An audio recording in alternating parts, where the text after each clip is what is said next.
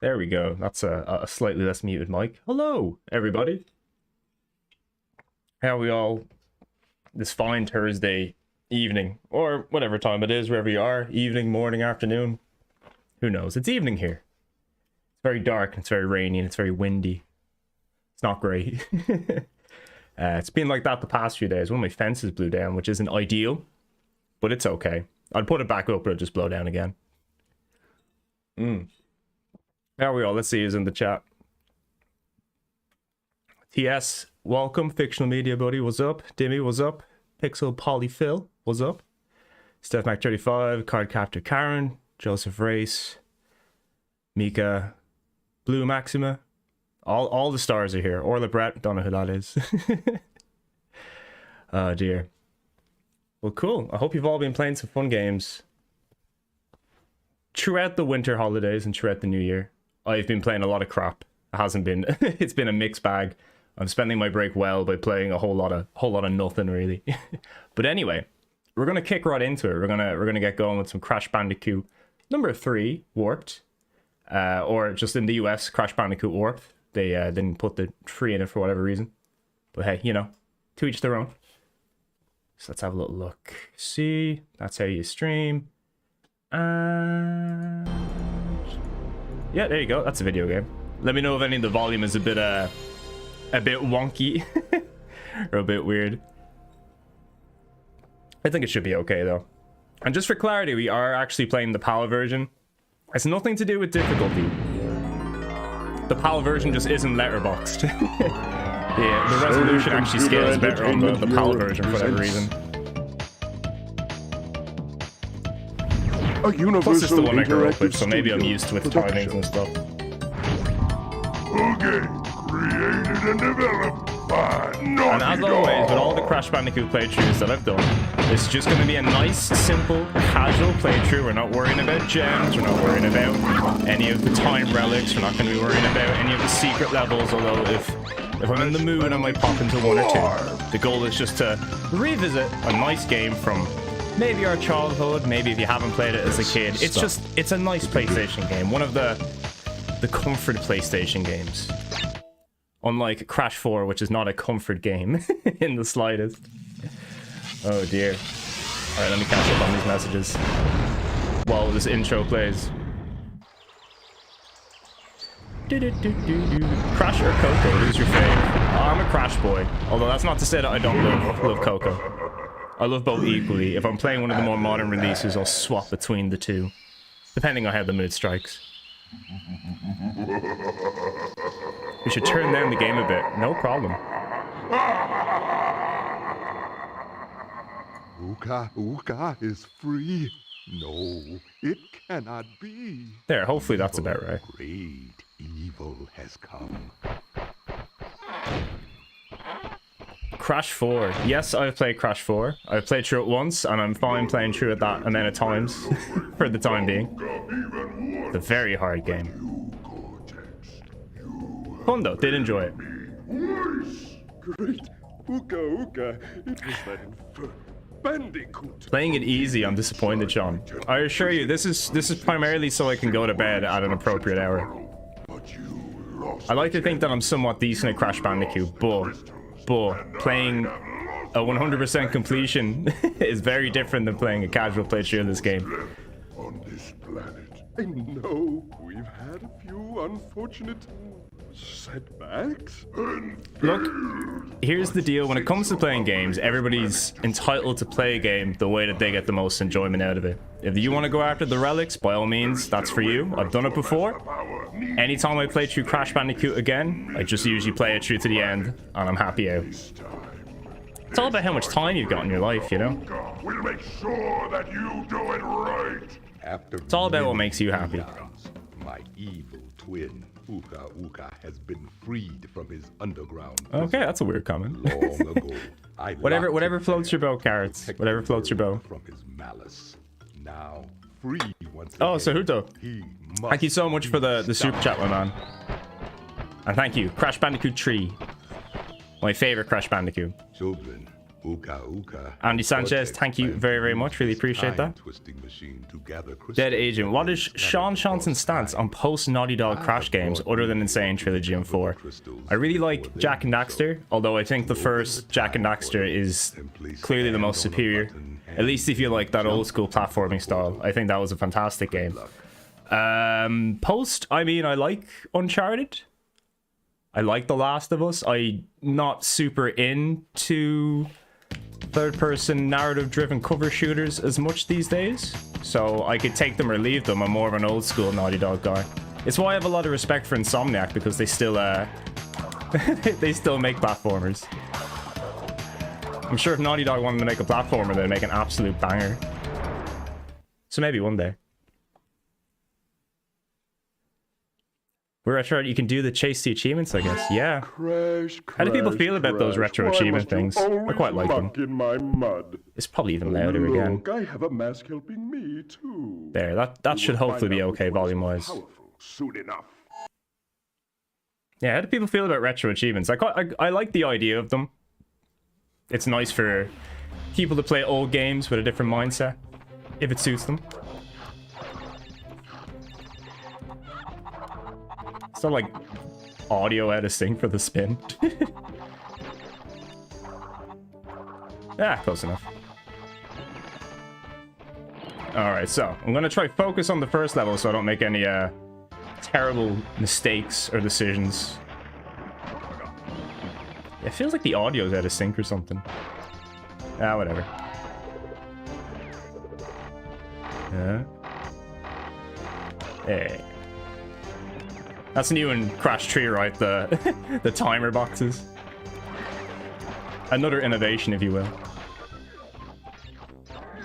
Just gonna be patient.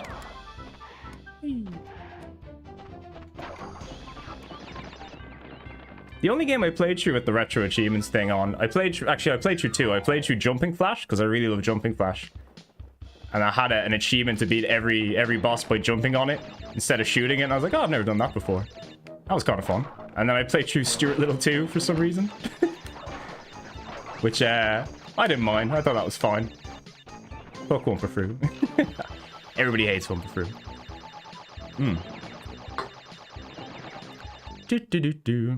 I meant Crash games, but people other than Naughty Dog. Oh, okay. I haven't particularly liked... I'm not going to say I hated any of them, but most of them that I've played, I haven't finished. And the ones that I've played, not including the Game Boy Advance games, which I think are quite good. Well, you know, the two good ones. And the Kart Racer and the Game Boy Advance, that was pretty good. Other than that, I think Twin Sanity is probably the one I like the most. Didn't really like Mind Over Mutant, or what was the other one that I can't think of the name of right now? Crash of the Titans? Yeah, that's the one. Yeah, long story short. No, I missed the box. Holy moly. But it doesn't matter. It's okay. Holy moly. Let's have a little check. Catch up with stuff again. Yeah, I used to have a pretty bad achievement hunter mindset back in the peak 360 days. Never transferred over the trophies, thankfully, but those achievement days, oof, they were rough. I was playing some awful games. I was playing some terrible, terrible games. Oh, and yeah, of course, Wrath of Cortex. I actually quite like Wrath of Cortex. Just because it kind of feels like a Crash game still. Maybe not the best one, but it still feels like classic. Jesus Christ. Classic Crash. That's what I'm trying to say. Okie dokie. Alright, we'll try get the gem in Coco stage at least. I'm not gonna do it here, I don't think. It's a good thing I had all those Aku Aku masks. I'm playing loosey goosey.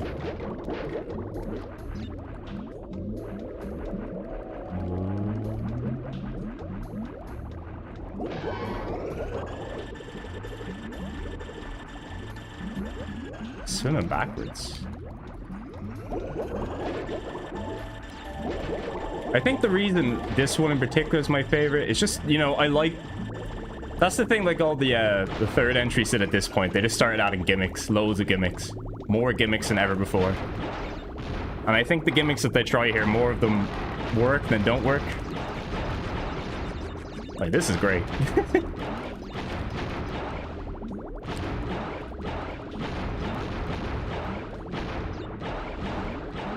Alrighty.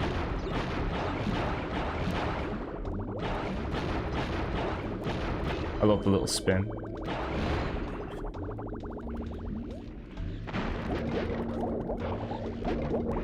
Okay, easy does it.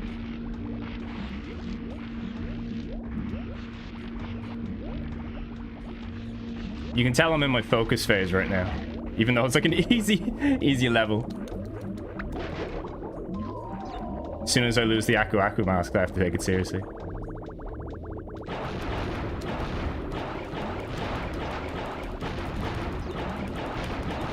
Do people have a preference over Pura or Polar?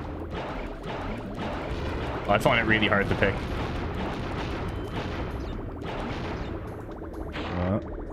I can't tell you how many times I've played through these games and I just outright forget the forget the crystals. Happens an embarrassingly large amount of times. Ah, one box again. This is going to be a trend. Anyway, let's keep up on the chat. I feel bad ignoring the chat. Playing games instead, like a fool. We all played Doritos Crash Course for the points. I like Doritos Crash Course. That was fun. Mika, thanks so much for the super chat. Really appreciate it. Hey, you've become one of my favorite YouTubers since Chilty. You got me back into the PS1 and helped me rediscover my love of the Choroku series. That is great to hear. More people should be enjoying the fun that the PS1 has to offer, but also more importantly, people should be trying Choroku because that game series is amazing. I have a couple of the PS2 ones sitting in wait to play someday, and I'm really excited about them. So far, I've only still played the PS1 games, but they're pretty great. All right, we're gonna try get the gem on this level. I feel like this is ingrained in my head, so I can't do anything but that. Unless I botch it, it's always very possible I could botch it. If there's ever a time to botch it, it's live. See, you gotta bait out the board there to get the boxes. Ooh. See, smooth so far. Oh my god, did I miss the boxes? I think I did. This is classically tragic. I think I missed those too. Ah well, we'll go for the remainder. We'll do a no gem run. That's even harder.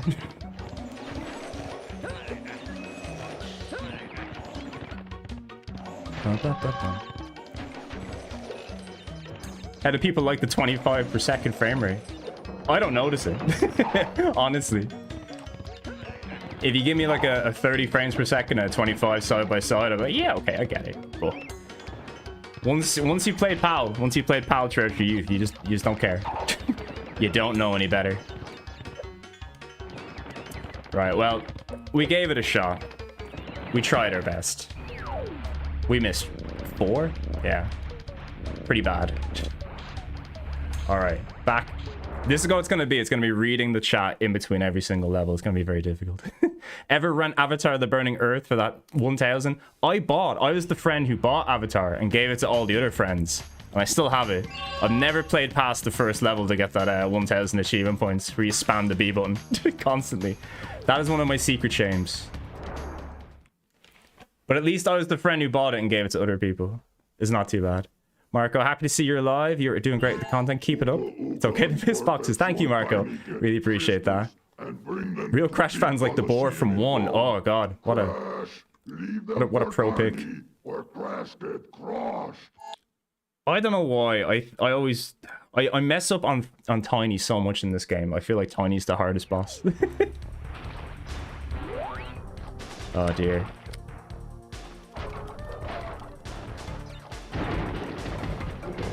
I was always so confused about what like this black substance is. I assume it's like tar or something. Water? I don't know. It's a cool stylistic choice.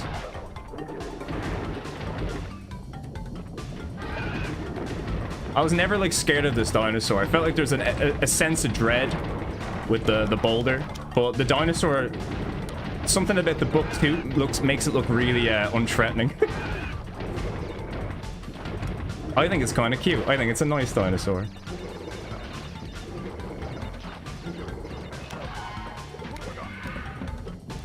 Boing.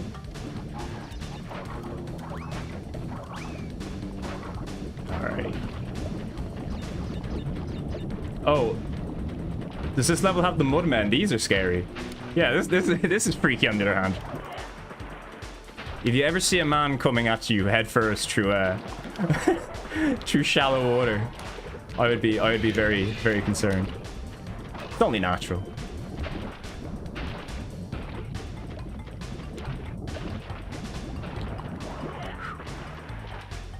I think what I want to do after this, right? Because I was wondering about what to play through next on stream.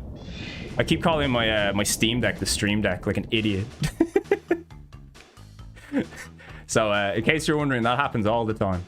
I was thinking next time maybe doing like an exact special. Just play through the 3 exact games that are on the PS1. So Jumping Flash 1, Jumping Flash 2, and Ghost in the Shell. Because I think you can beat all of those games in about an hour if you're trying your best. So I think beating all of them on stream... Oh, whatever. Don't need that. I think beating all of them on stream in one sitting is doable. I mean, for like a proper streamer, it's probably very easy to do. But I got sleepy after about 2 hours, so I need to like time myself carefully.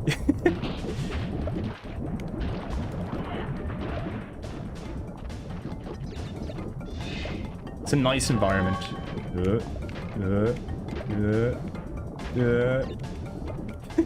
I don't know why I was like moving in the air there. I've got like weird momentum going. Sometimes you just gotta go with the momentum. Okay.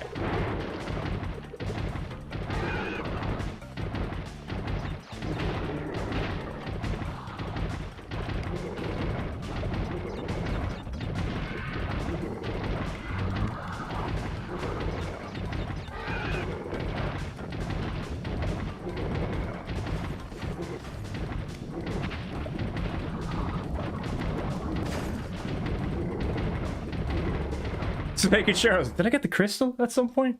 Sure I did. When is Spyro 4 though? Armando, I'm telling you. Where is Spyro 4? We've been absolutely shafted out of that. Wumpa League? Who the fuck wants Wumpa League? I'm sure somebody out there wants Wumpa League. It's not me. It's not even called Wumpa League, is it? It's like Wumpa Champions or something. Oh, speaking of Crash, have you watched the Every Crate is a Nitro videos? No, I have not. I feel like I should. I feel like I get a lot out of that. Right. Before we go, I'm going to actually read some chat messages. I feel bad ignoring them. All right, where everything's skipping ahead. PSX Gaming Memories, this is cool. I haven't played this in years. Thank you so much for stopping by. I always love seeing Crash 3. Even if I'm not playing Crash 3, I love seeing Crash 3. So I hope you're getting a kick out of it. It's always nice to revisit a classic. Let's see what else. Cadigan, lovely to meet you. Lovely to meet you. Lovely to see you, man. God damn it. Can't speak well. Pal is legendary. Sam Hints, great to see you. What else we got for love of the game? The polar bear is much scarier. Polar bear is much scarier. Let's see what else we got. Steam Deck, best deck. I adore my my Steam Deck. It's my favorite thing in the world. One of the best purchases I've ever made. The second I figured out I could play Metroid Prime on the toilet, I was like, yes, we have the technology. We are finally at this point in our lives. I don't even really like play Steam stuff on it. It's just a very viable portable PlayStation 2 and GameCube, which means there's a lot that I am in the mood to play all the time.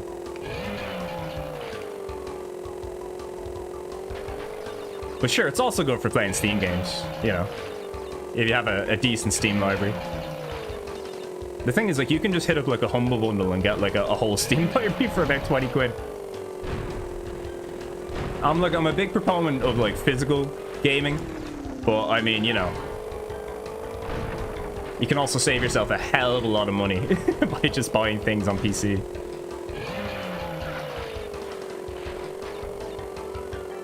Especially in this day and age, these harsh economic times. I love the little water physics here. I feel like I'm used to it over the years. It's not too difficult. I always thought it was quite impressive. Except when it boops you out of the way of the crate.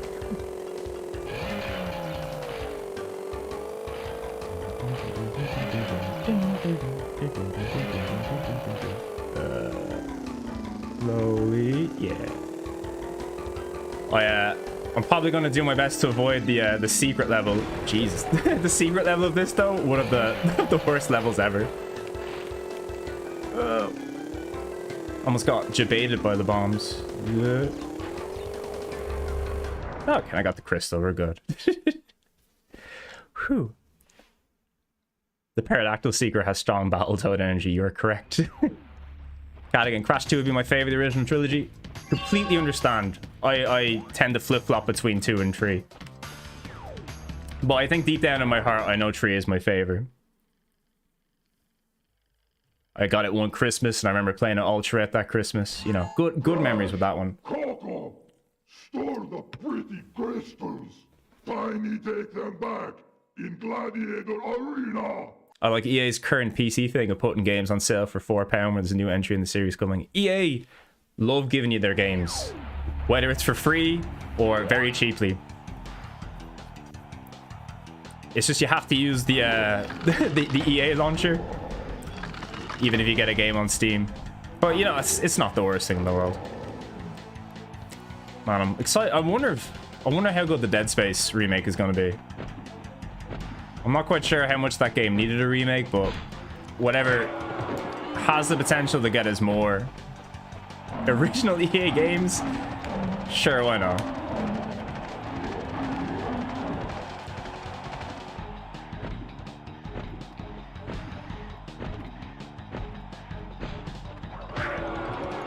All right. Let's see what we get on here.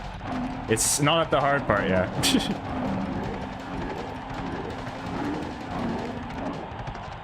You get bombarded with these things.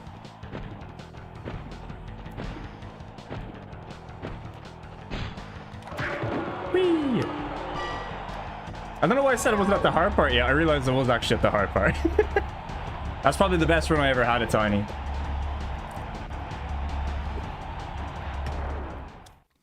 How do people feel about the power-ups in this version as well? I was just a sucker for the Wumpa the Wumpa launcher. By defeating I thought that was the coolest thing ever, even if it had like no real fun purpose in terms of like gameplay flow and mechanics and whatnot. But I just thought Crash getting a gun was pretty fun. There you will see that the gate to the second Fuck all the other powers. travel area is now Double jump, sprint, don't need it. I have a gun now. Yeah, except the belly flop. I do love the sprint, which completely changes, basically unlocks time trials. Completely changes the flow of the game. Nice little thing to add. Gee whiz. I forget the order here. Why must you continue But there's some good levels. What? Where was I? Right, let me Tiny was a scroll good back up. Want to make sure I didn't miss anything. everyone and everything, but a good heart nonetheless. Please be more reasonable with my minions next time. Yeah, it's good to see some jumping flash love.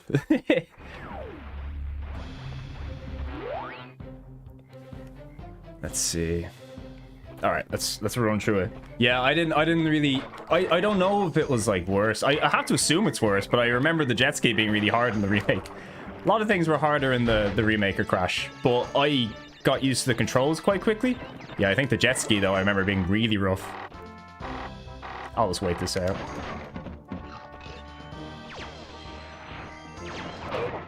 Oh, you're right. Yeah, he does take 2 hits. I was like, I always, you see, this is what I thought it was.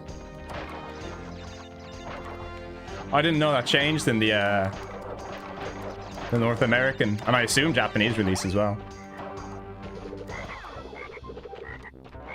Why would they do that? Why would they do that to us? Why would they give us the extra bit of challenge? I thought that's what they saved for Americans. They get all the hard games. All the tougher Ninja Gaidens. Alright, watch out for the goat. The most dangerous of all enemies.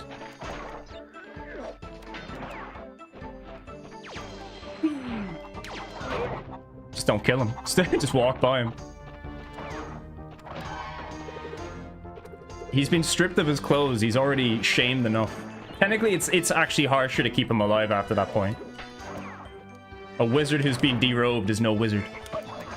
Oh, dear.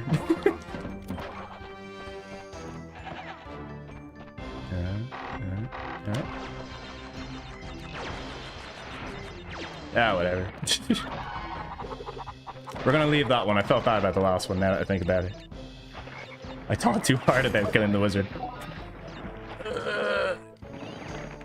Collateral damage from the nitro. That's rough.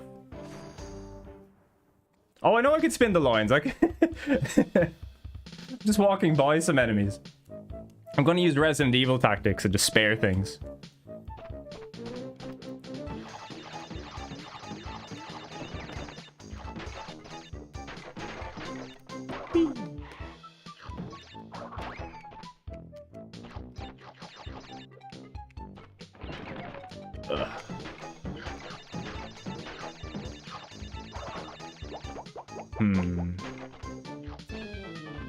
Forgot about that. I'm gonna forget about everything in the bonus levels. Not the brightest memory when it comes to those.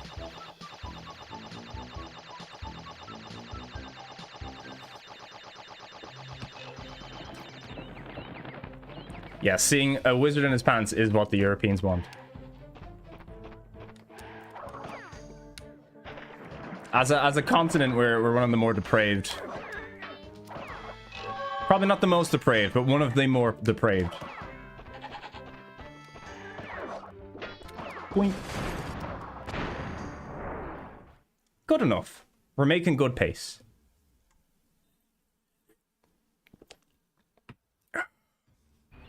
It's a lot of talk about a lot of talk about Crash 4. Has anybody actually 100%ed Crash 4 in this chat? You probably deserve some sort of medal. Like, fuck the trophies and the achievement points. You probably deserve a medal for 100% in that game. A lot of respect for you if you do that. There was just a point where I was playing it. Oh, God. I messed up. But at least we get a death animation. First of the game. Yeah, there was a point where I was playing Crash 4, like, towards the end of it. I was like, you know what? I'm just too old for this shit.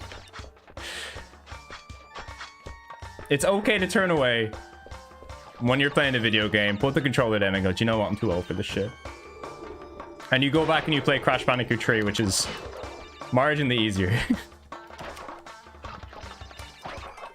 Both to just simply play through and to 100%.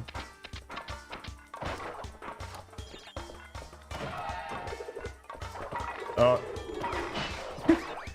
Supposed to do the slide. Get the one hit kill. Ooh.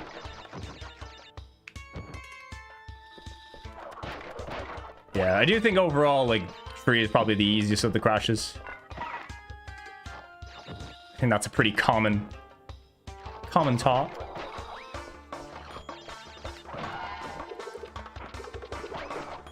How do people feel about Crash Team Racing, both normal and remake? I wish they would put Nitro Fueled on PC. I feel like that would be so good at modding. Maybe one day.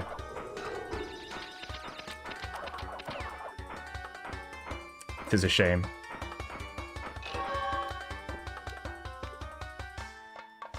I was also thinking about maybe playing through Crash Team Racing at some point, but that would be...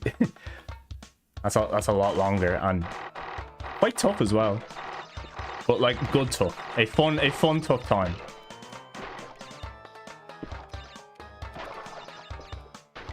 A lot of love for Team Racing. Probably my favorite kart racer on the console. Probably. Yeah, no, I'd say so. I think that's another, like, pretty uneventful take. Ah, whatever. Whatever. Whatever.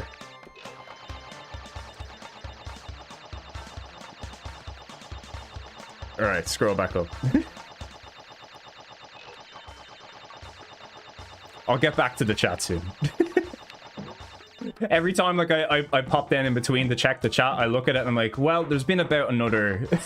it's been about another 10 messages. When I scroll back up, I'm like, oh, I'm back to playing now. Oh. Thought it froze there for a second. That would have been unfortunate.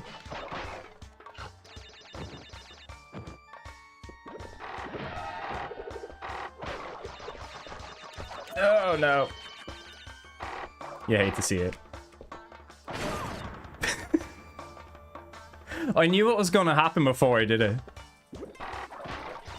Sometimes you just can't help yourself. That was another lucky one. When it rains, it pours.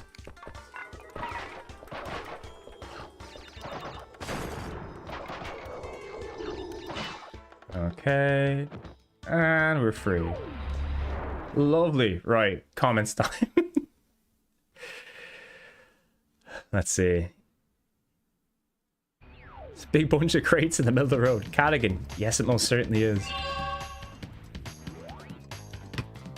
It's honestly not worth it to complete Crash 4. Getting all the basic unlockables gives you a more interesting ending. Yeah, probably. Fictional media, but the draw distance in this one compared to 1 and 2 is so much better. Oh yeah, at this stage, draw distance, like 98, Naughty Dog especially, they knew what they were doing. Ooh, first motorbike level. I don't recall the draw distance. Well, I mean, there's parts of 1 where it's quite bad. 2, I think they did an okay job with. Or at least you could kind of see the distance. At least it was there. Sure, stuff had to be drawn in, but at least it wasn't always straight up fog. Like a lot of games. You gotta embrace the fog.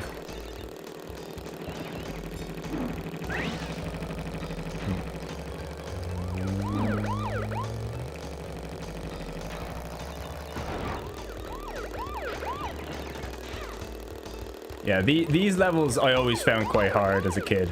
I don't think I really copped on to the weird wheelie physics all that well. Well, I say weird wheelie physics, it just tightens your steering because you're going faster and on one wheel, which is understandable, really. Even Crash has to obey the laws of physics. I done goofed. I done goofed again. Is there still time? Yeah. If I make those mistakes in later levels, though, I'm gonna look like a fool, like an idiot.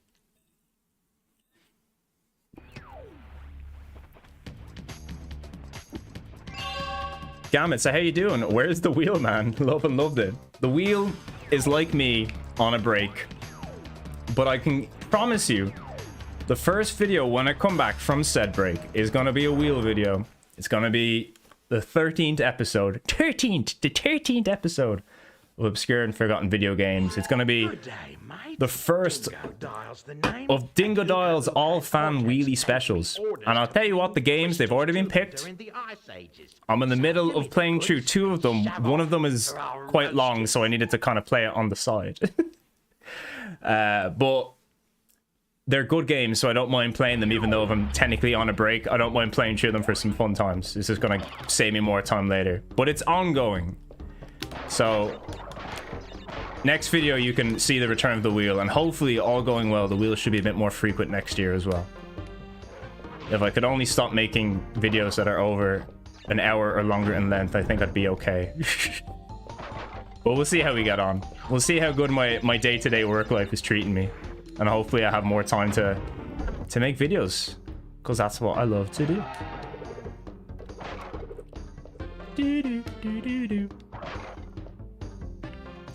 Love the Egypt levels. Something very aesthetically pleasing about them. Just love a bit of hieroglyphs. Love a bit of hieroglyphs. Who doesn't? Blink.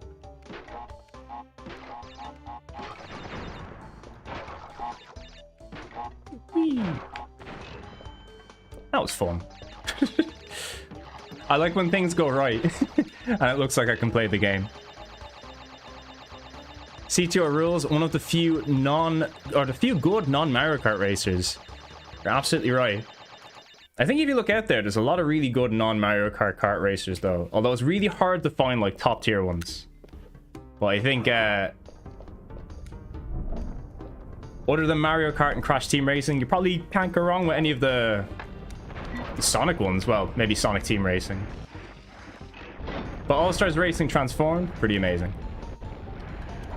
Speed Freaks, pretty amazing. Can't believe I died there. Not pretty amazing. But I do love a good kart racer. Frankly, you know what? Any car game that has power-ups. Any car game that doesn't take itself too seriously. Because I do love a good serious car game, but also kart games. Car games that do not take themselves seriously. The best of both worlds. That's Blur. That's the best of both worlds. That game is the best of both worlds. Serious car racing with power-ups.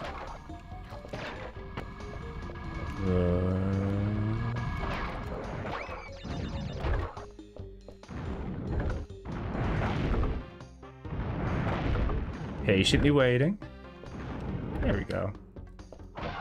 Gem wave, forget about it. Don't care about it. Not a guy who cares about his gems. Not material girl.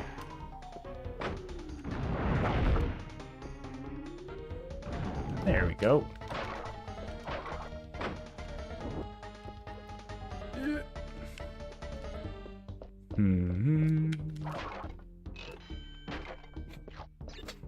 Carefully jump. I hope I don't upset anybody. I keep like breaking boxes and then just not collecting the Wumpa fruit. I hope that doesn't upset anybody. Looks like an unfortunate waste of Wumpa fruit. Shouldn't be wasting your food.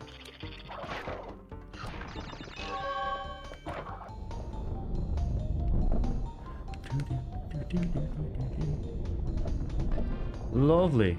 Lovely. That was a mostly clean run. We had one minor death there, which we won't really talk about. Alrighty.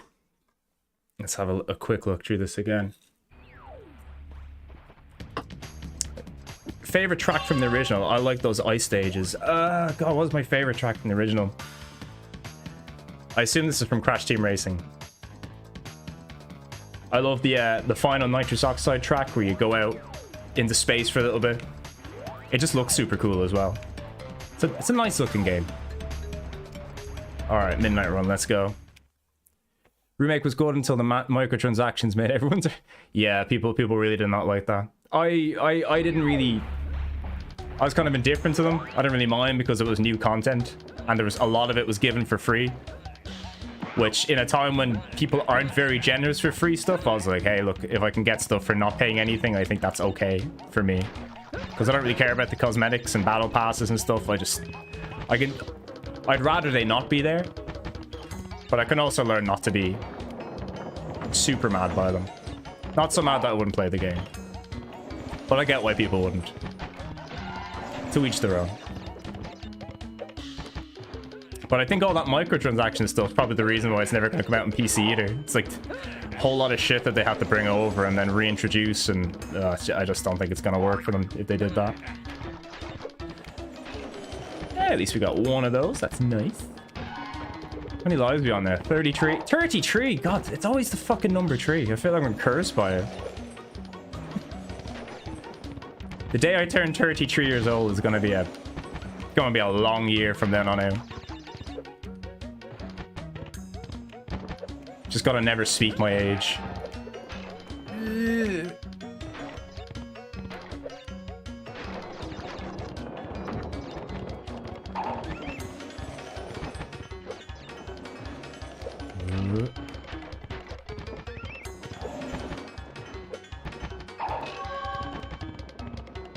Alright, once again, missed a couple of boxes, but clean run.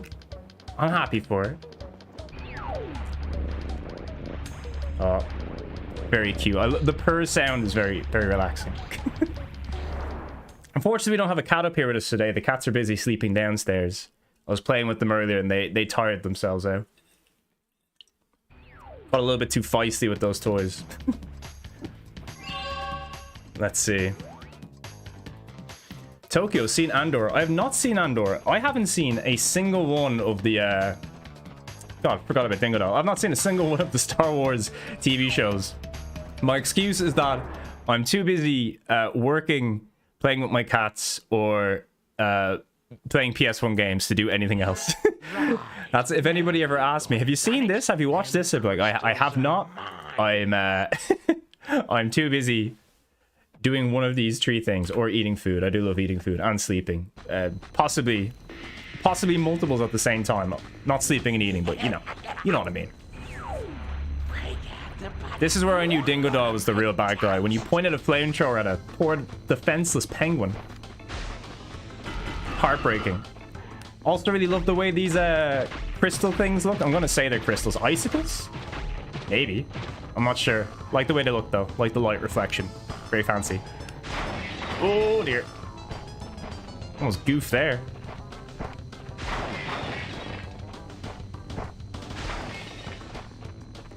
Bonk. A really easy boss, Dingo Doll, but a really fun one. I always liked fighting Dingo Doll.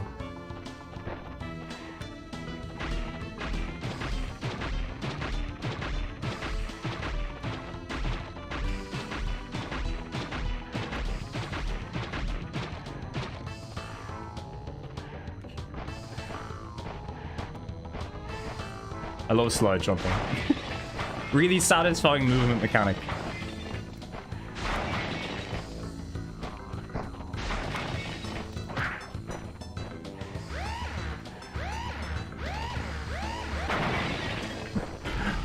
What's the worst Crash Bandicoot clones in your opinion? Probably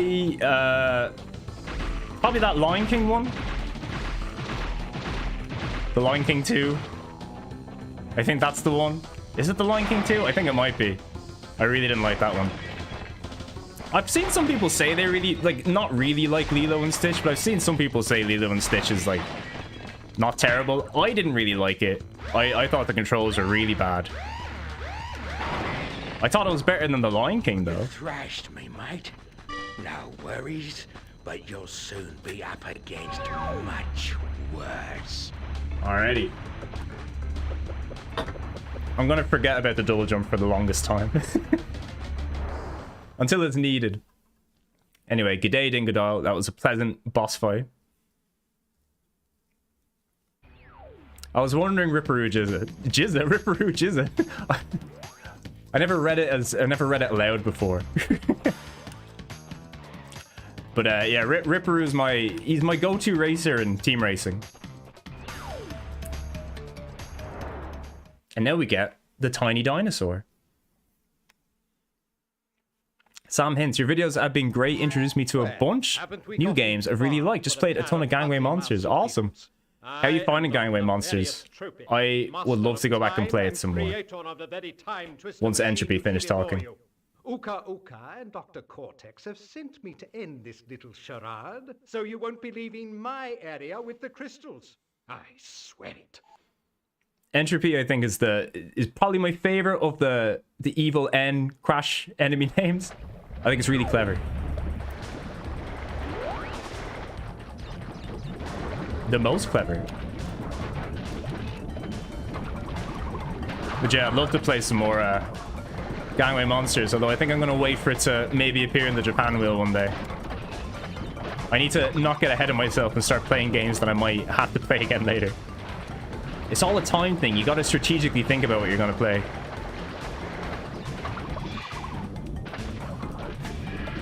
Love these missing link crash fish. Probably the best enemy in the game.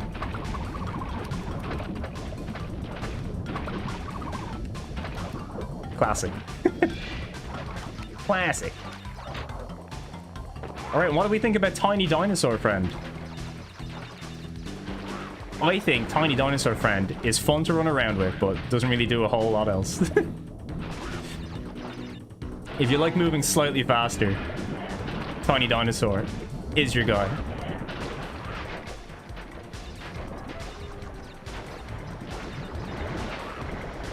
It's like, what if the polar bear, but you could move freely? Hi, Tiny Dinosaur. We will meet again. Momentarily. I think. Yeah, seems right.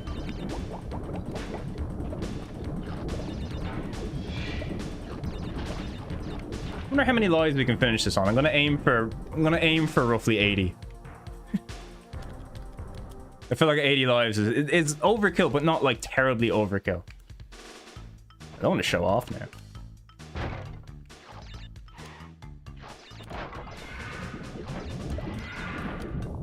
Bonk.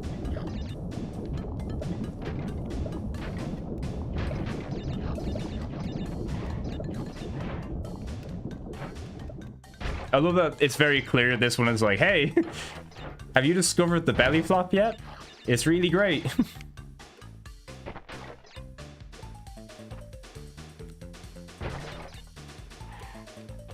Well, now you have. Now you've understood the use of the super belly flop, which was this bit.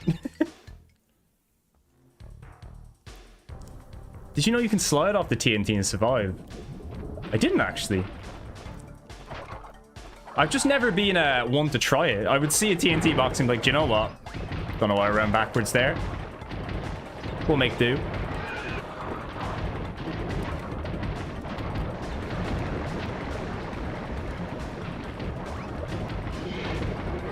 You're basically looking at someone who knows the utmost basics of Crash Bandicoot. Just enough to be competent at the game. But never delved further into being, like, good at it. Like, really good. I've never fancied myself as someone who's been, like, very, very good at video games. I never give myself enough time to play any one game to be, like, really good at it. Maybe one day.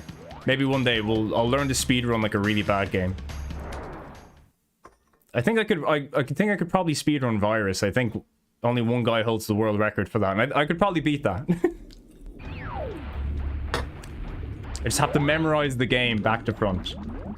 And it never die. Should be fine.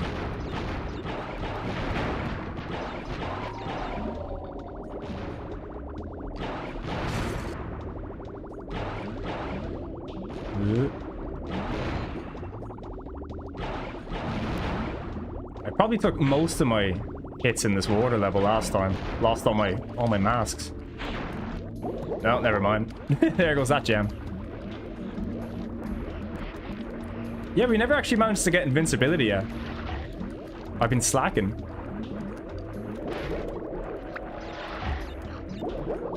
Alright, Sharky. There we go. So what have people been playing over Christmas and the holidays? I'm just gonna power through this.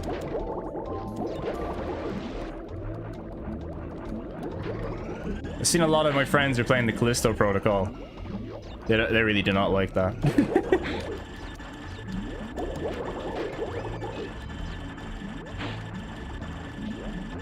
Well, I say they really don't like it. One of them's at least played through it like 2 or 3 times now.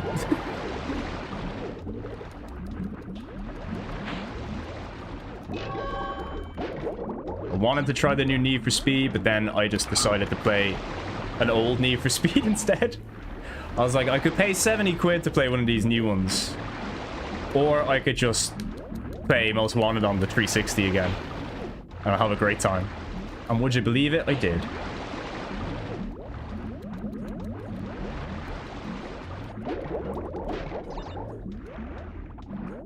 Call me old-fashioned, but if you give me a new metal soundtrack, I'm all in. Oh, I'm starting to be bad now. This is what I get for talking. Let's slow it down on my end. Oh my god, I keep doing this spin. Oh my god. Everything is going wrong. This is what I get for estimating 80 lives. I'm being humbled.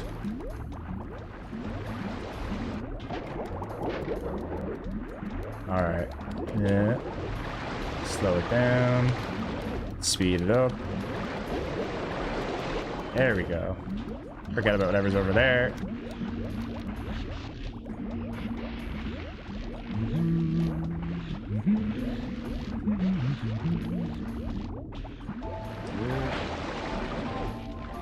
Just be patient. There we go. We're not relic hunting. We can take our time. Or you're not Tia Carey's Relic Hunter.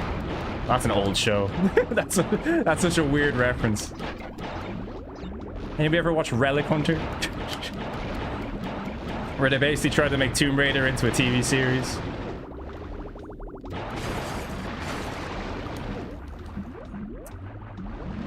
I don't remember it being very good. Had a lot of seasons though. So it must have been enjoyed by some people. Alright, there we go. And I got the crystal. I'm gonna check every time if I got the crystal, because I literally do not remember picking up crystals at any point. Ever getting the Sonic Racing Transformed? Yeah, Sonic Racing Transformed is probably my favorite kart racer. Probably. Yeah, I think so. I think it's really great. Ever play Wrecking Crew? I had that when I was a wee lad. Wrecking Crew. I think I know Wrecking Crew. I don't think I've played Wrecking Crew. Is it another arena combat game? Like a Twisted Metal kind of deal? I feel like I'm mixing it up with Reckless, the Yakuza missions, which is a completely different game, which is more an actual racing game. But I did hear some people say Pesky little rats aren't going to back Wrecking off, Crew was pretty good. Just to continue Had some friends back in the day who repped for that. That and Rogue Trip, which I also think was another Twisted Metal game of some sort. There's a lot of them.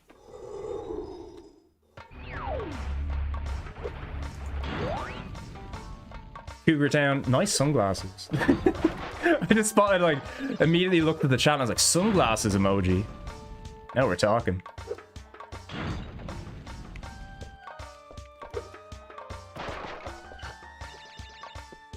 I double jumped over the boxes. Curse you, double jump.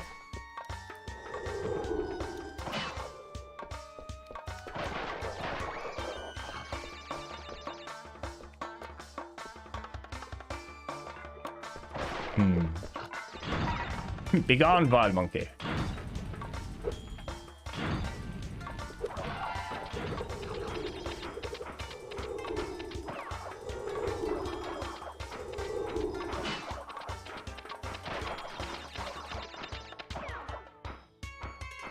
Okay, doing all right.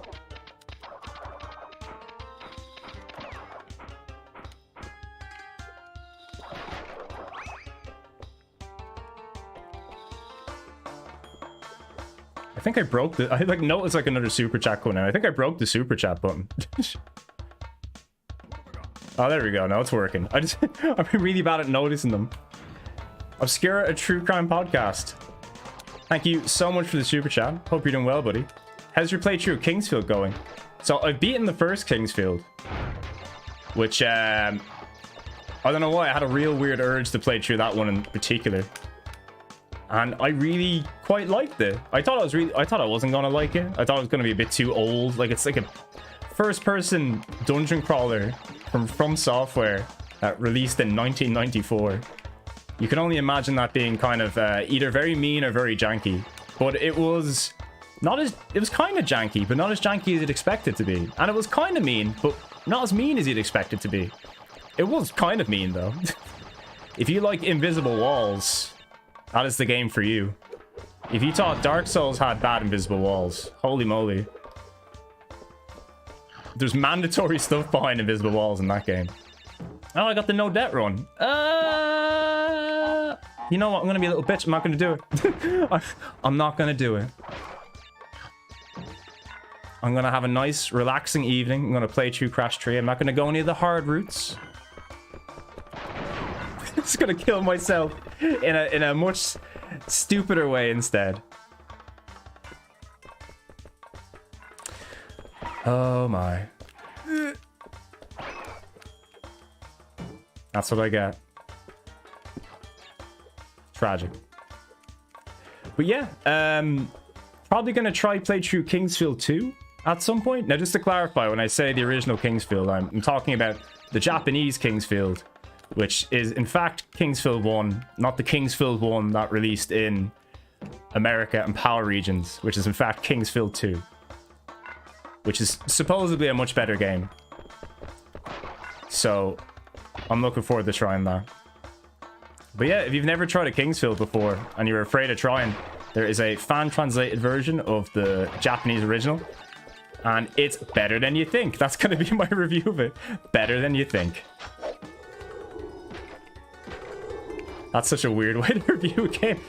Better than you think it might be. I could say that about so many games. Better than you think. That's my favorite kind of game. A game that you think probably won't be great. Might be a bit old, might be a bit outdated. Probably think, you know what, this isn't going to be for me. And then you try it and you're like, you know what? This holds up. It's pretty fun. Love finding games like that. I suppose that's why I do the videos. I like finding games that you think might be bad and then they turn out to be kind of good. It's a nice feeling. Alright, let's catch up on these. Felony 117 was kind of combat. Yeah, that's Felony 117. I think they call it Runabout. I think it's the Japanese name. It's a really, like, large enough series of games, I think. But I've never played them. I love a Kingsfield-like game to be made in VR. Yeah, that would be so good in VR. I guess the closest thing you have is Skyrim VR. Very different, but, you know, if they could kind of meld that into Kingsfield, I think that'd be pretty sweet. Plus, it legitimately has some of the best skeletons in video gaming. Maybe not as cool as the Castlevania skeletons who are riding the bike. But, you know, it's up there. They're up there. Whoa, another super chat. Aryok. Really appreciate that, my dude. Or my dudette. Whatever preferred form of dude you like. Really appreciate that. Thank you so much. Great to have you in the chat. I'll look at the chat again soon. I'll go through these messages. I promise you eventually. My instinct is to immediately start a new level of Crash Bandicoot every time. I leave a level. When I say like, oh, I'd beat a game in an afternoon, like I really mean it. I would just sit down, turn on the game, get through it as quickly as possible and be like, that was great. Oh god, that was bad. Oh dear, that was terrible. That was really bad. Let me try record from this somehow. Oh god, I'm never gonna financially record from this.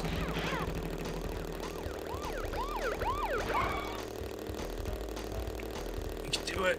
There's still time. There's still hope.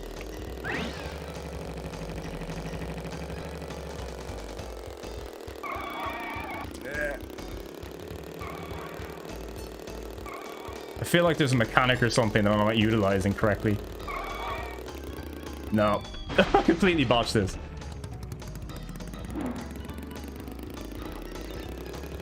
Alright, we'll try this again. We'll try this again.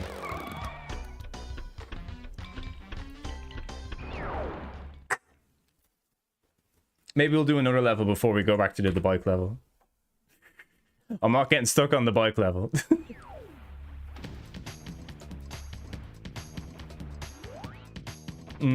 Yeah, actually, you know what? We'll do it. No, that's high time. All right, we're just gonna do it. It's like a band-aid. We're gonna rip it off. It's just gonna be awful. We're all gonna experience the awfulness together. Yeah, I don't think Wrath of Cortex is as bad as people make it out to be either. Although maybe I have like jaded nostalgia for it. It was one of the first PS2 games I got. I got 3 PS2 games when I first got it. I got the Wrath of Cortex, James Bond Agent Under Fire, and WWF SmackDown. Shut your mouth. And I really liked all 3 of those games. Although Agent Under Fire probably holds up the best out of all of them in its own weird way. People tend to think, people tend to say Nightfire is like the best of the first-person James Bond games. I still think Agent Under Fire is a little bit better. Just a little bit. But they're all very good.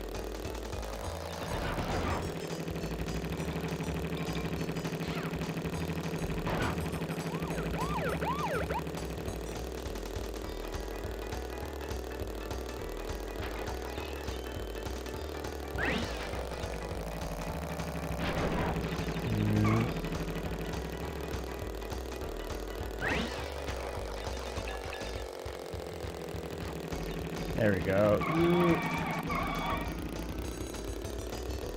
I'm braking, but I'm not sure if I should be braking or not.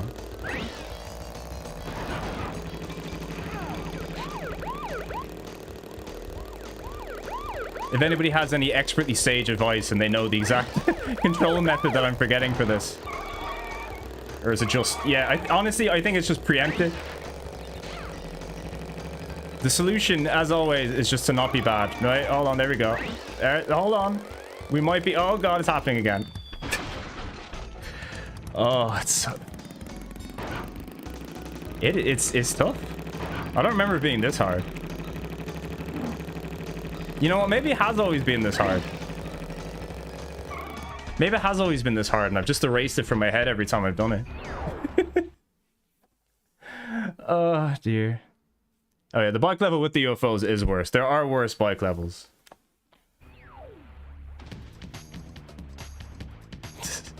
Tracy Welsh, in the words of Chris Jericho, there is no such thing as a botch. Thank you, Chris. A smart man, there is no such thing as a botch. Only a happy accident to make the crowd pop. Ugh, okay. Right. We gotta hit every speed booster optimally. We'll give it a try. I think the issue I'm having is, like, when I come up to a turn that's really sharp, I'm, like, panicking and braking, which I think is actually slowing me down.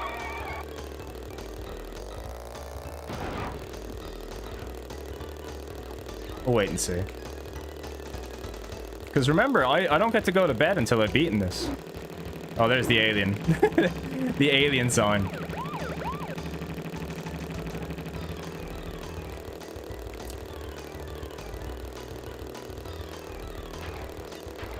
I would have actually hit into the alien sign if I went by it the first time. Just for the fun of it. But now it's too serious now. Now I'm being shown up by the motorbike level. And for those who aren't familiar with it, you just gotta imagine some whack-ass turning. Very stiff. Oh, God. Oh. You know what? Not ideal, but I'll take it. Alright, big turn. Yeah, something's gotta give there. Is it one of those things where, like, if you turn... Oh. There's no restart, is there? No.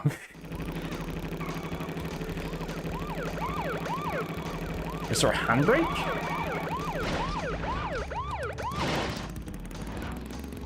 Or one is doing something.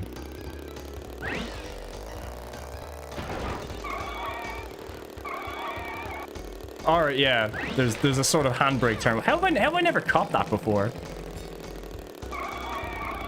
Oh yeah, that's definitely it. How have I never caught that before? Oh yeah, you just meant to stay in the side. Alright guys, I think right, we may not have passed it this time, but I think the path is here. Things are coming together. Cogs are turning in my brain. Cobwebs have been removed. And memories are coming back to me. I'm losing the space in my brain that remembers how to play Crash Bandicoot 3.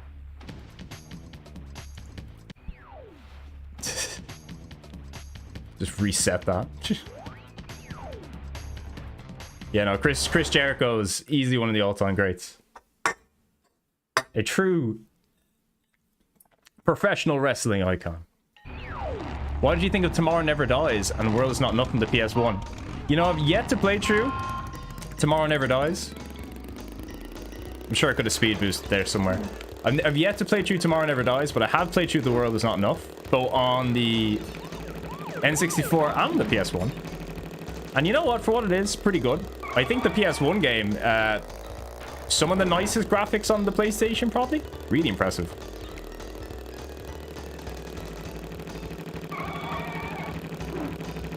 Another Black Ops Entertainment jam. The company that makes all the games. I'm not sure who made the PS2 games, though. I think Visceral actually made a lot of the James Bond games on the PS2 anyway, before they went on to make Dead Space. Which probably explains why the James Bond games are so good. Alright, we're gonna get a nice little turn here. We're not gonna crash into anybody. Yeah, alright, it's happening. It's happening, everybody. Alright, we're just gonna let go here. Take our turns. Alright, maybe it's not happening. maybe we are gonna botch it. There's always time for a botch. But sorry, this build's hype, right? Watch and see if I can actually do it or not. Oh no. Oh no. Alright, this is when we take the long route. No. No, we missed that as well. Alright, I think, yeah. No, I think the botch is real. Yeah, the botch is real. The botch is real. But we're getting there each time.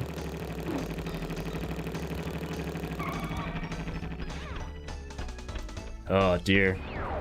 Yeah, I think the EA Games studio that made James Bond, they later got renamed to Visceral. But I think they were called like EA Redwood, I'm going to say. They were some sort of EA studio anyway. But then they got renamed to Visceral. I know they at least made like... I think they made Everything or Nothing and From Russia With Love as well. They made a lot of them. Probably made some other good games too. There we go. Alright. So starting with a speed boost will certainly help.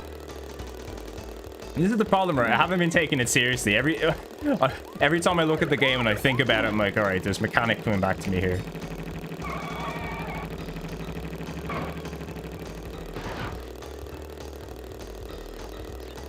Honestly, so far, to rate the entire playthrough of all the Crash Bandicoots, I know I said this one's the easiest, but this is the level that's given me more trouble than any other level so far. Platforming, I can do. Weird motorbike turning, not so much. But we'll get there.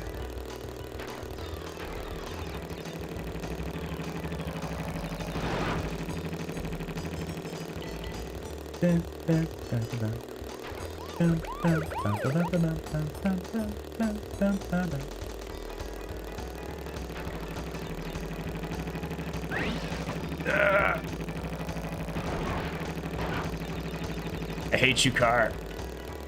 Why are you gonna do me like this?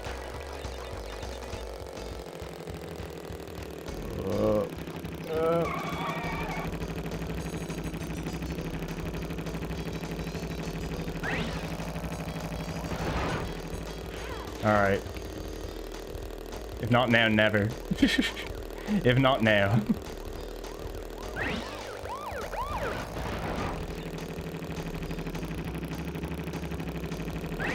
Oh my god, no! Stupid booster.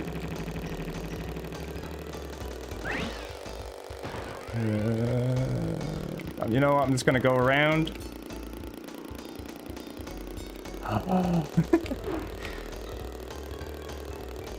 You know, it doesn't seem so bad now once you get good at it. That was so hard. Well, is it because I did like the boost at the beginning? They're like, okay, you're worthy now. You've copped on.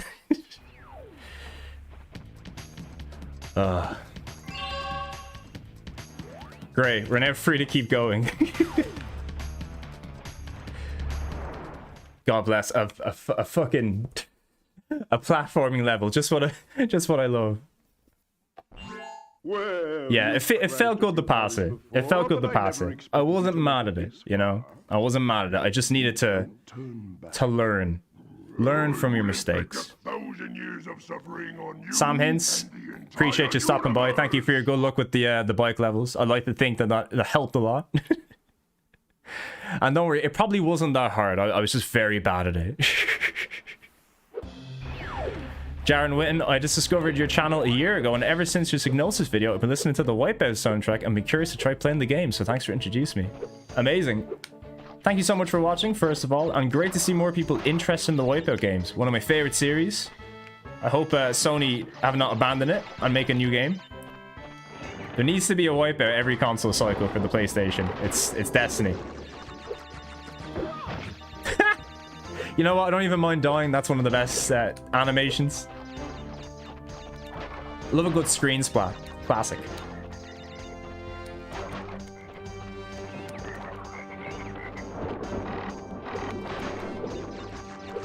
Can I kill these guys? I feel like you can, right?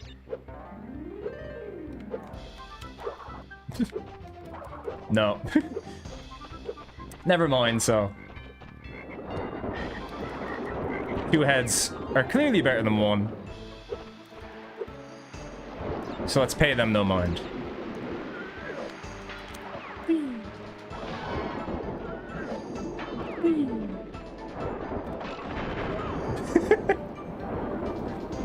Flew too close to the sun. It was worth it for the opportunity though. You miss every shot you don't take.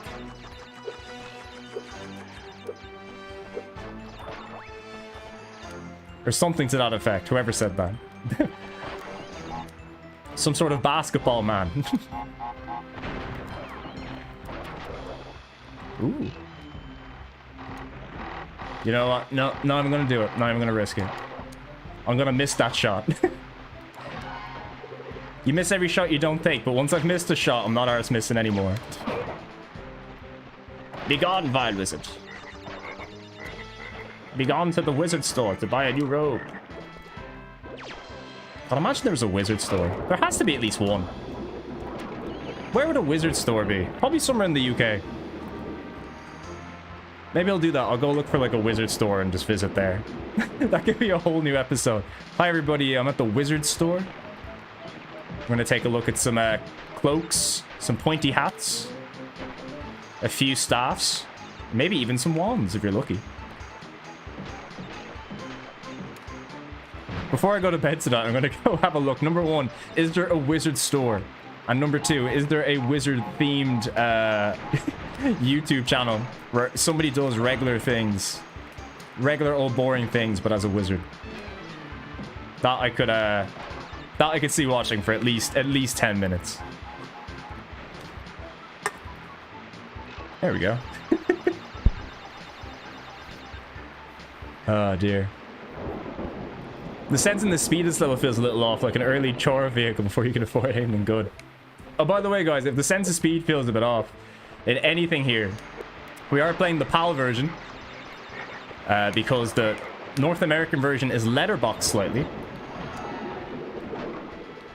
I don't know why this one ended up being slightly better in the resolution department, but why not? Might as well give it a try. Oh yeah, it's double jumper.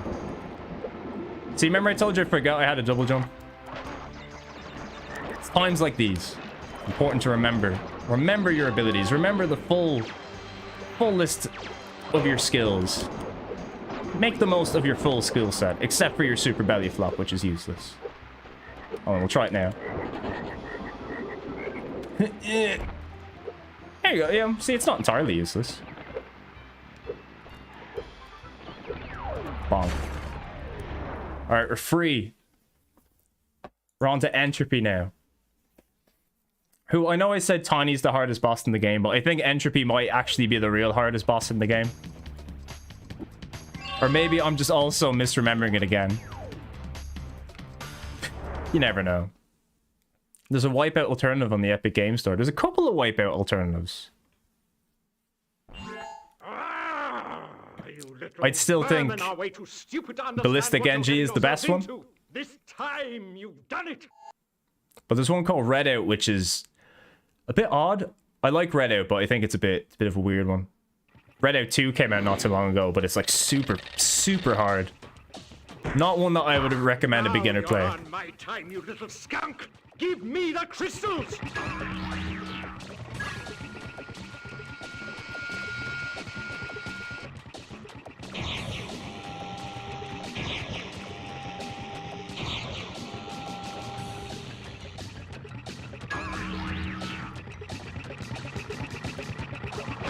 Yeah, this is a good boss. Love the way the environment flips.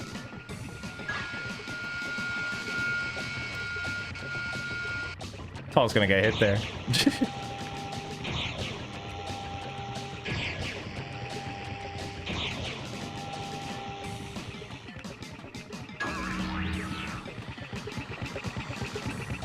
Bonk. Oh, fast RMX. That's actually really good. That's a really good, I say that's more of like a weird mix. It's more of a hybrid of F-Zero and Wipeout. Really good, though. I know it sounds really weird to say something's like very different between F-Zero and Wipeout, but there's like ever so subtle differences to the anti-grav racing that gives them their own distinct feel. So you can tell if something feels like an F-Zero homage or if it's a Wipeout homage. But I think Fast is like the best of both worlds. It's like the Hannah Montana of anti-grav racers. There, you can put that in the box. If anybody needs a review of Fast RMX, it's the Hannah Montana of anti-grav racing. You get the best of both worlds. But yeah, really good game. You should play that. It's also on the Wii U. Not remix, but there is a version of it on the Wii U if you're so inclined. Jason Witten. Hey Sean, I was wondering, have you ever played the PS1 game LSD Dream Emulator? I have. Never to like enjoy and experience the game. I've only ever played it to kind of record footage for a fan translation of it and just to show it off and some other things. But it's a game where it has so many different paths and story beats and little bits that you can go to. I think it will still warrant a full video someday whenever I get around to it. Loads of people have picked it for the Japan list, so it will inevitably appear at some point. But I have played it. I think it's very cool. I think it's not for everybody, but I'm happy it exists. So put it that way. It's also got some good music. It's got some weird music, but it's also got some really nice music. Pretty interesting game. New Zealand has an official wizard. I bet he's on YouTube. I love that New Zealand has an official wizard, like their token wizard. Do they pass it on every couple of years, do you wonder? Is there like some sort of grand council? Have to elect a new wizard? I'd say there'd be some awful, like a magic show you'd have to pull off to see who has the best best magic. Whoever has the best magic can become the best wizard. The Lord of Wizards. Wizard Lord. That's a Neo Geo game. Wizard Lord. No, it's Magician Lord. I mixed up my Neo Geo games.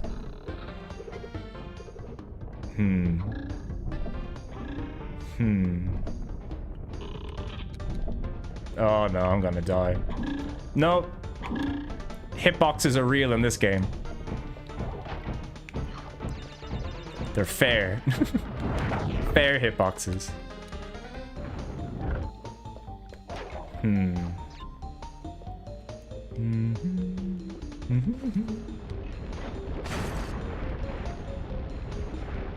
I'm not falling for this one.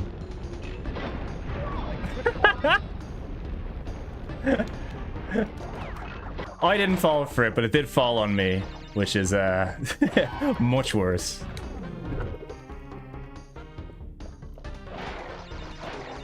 Ooh. Yeah, I think we're coming well short of my 80 live target that I had. It was a bit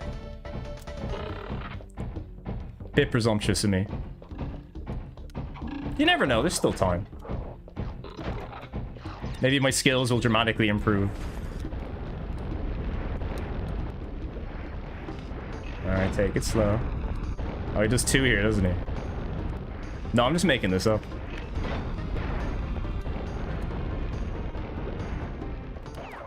Just lying on the internet for fun.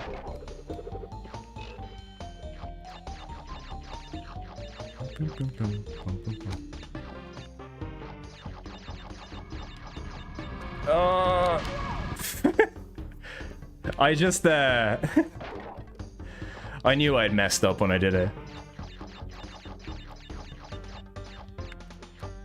Yeah, like this is the thing, like Crash Bandicoot can be like a tough game at times, but it's never like hard to get lives. You can make a mistake a lot, but you can easily get your lives back. Crash 4 on the other hand, not so much. That's why I think Crash 4 is tough. Like it will actually drain you of lives. It will punish you.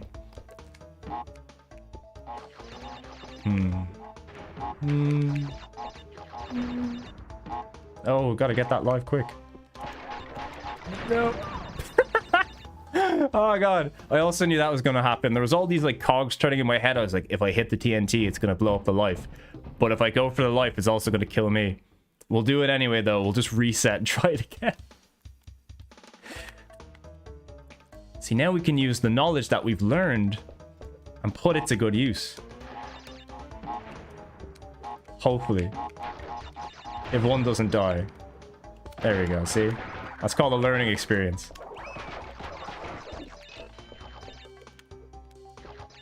And we'll still blow them up for good measure. Super. There we go. You know what? Maybe I'm being a bit too harsh on the belly flop. It has come in handy at least twice, and it has also killed an enemy, which is good.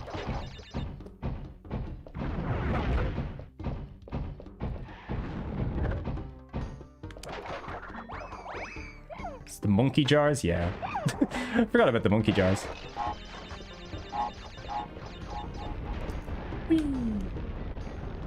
All right, buddy, come on.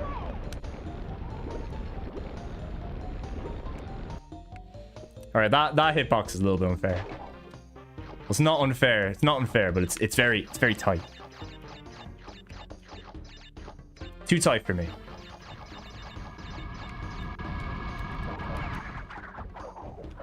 Oh, I forgot. Yeah, I didn't even talk about the spin. My other new move, where you can like hover. Oh dear. Also forgot about that wall. Not ideal. How much longer am I streaming? Yeah, I'm gonna be basically streaming until I finish the game. So if we're on World 4 now, and we're about an hour and 24 minutes in, I'd probably say another hour-ish. So I'll still be floating about. But worst case scenario, we've always got the VOD, where you can watch all this high quality gameplay on demand at any time. Yeah, I was basically like, I was like, you know what, I really need to finish this Crash trilogy. Just for myself, not for anybody else. Once I had the trilogy done, I knew I could move on to more probably fun, exciting games. Not that this isn't fun, but it is exciting. My favorite Crash 3 level is the final Tomb level. Oh, that is a great choice. All right, so what have we beaten? We've beaten this. Oh, blimpies. How do we feel about the airplane level? I also quite like them. Once again, it's a very, very big change in gameplay. And I like flying in games.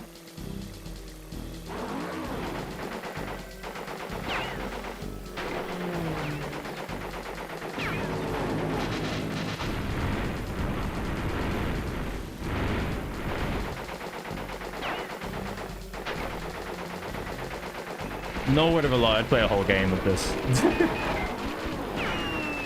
I don't think it'd be a very good game, but I'd play a whole game of it.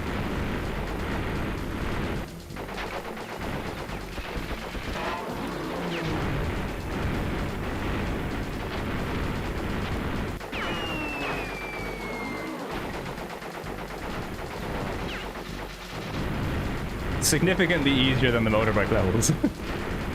Thank God.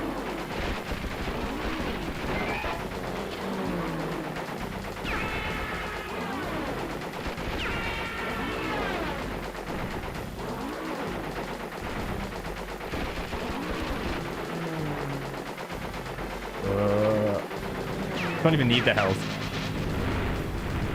Don't know why I'm so fixated on it.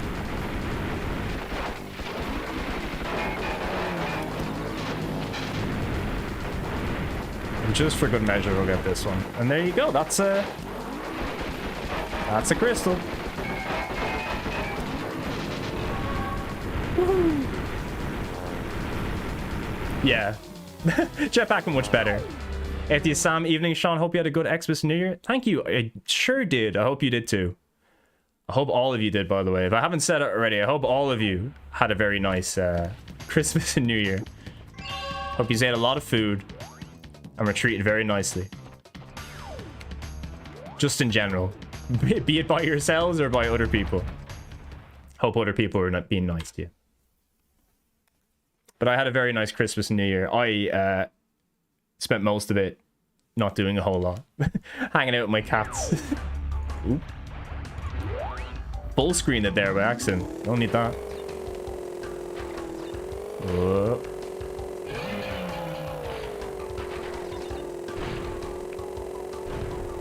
Yeah, control here feels really good. I think like I haven't played OG Crash 3. I've played the remake. Like, I don't know, maybe let's just say the last 3 times I played Crash Bandicoot 3, it was the remastered version. So I completely forgot how a lot of this stuff feels. But in particular, this feels significantly better than I remember the remake version playing. I think we've already stated this in the comments, but I really can't stress enough how much better it feels. For every wonky motorbike, we do get this, and for this I'm thankful. Oh, no you don't, Bo. Didn't miss a crystal there, did I? Nah, we'll find it. We'll just be paranoid about it for the foreseeable future. It's better to be paranoid than face your fears. Don't take that advice. that is grade A bad advice. Unless it's like a spider or something, you know, you don't have to deal with that.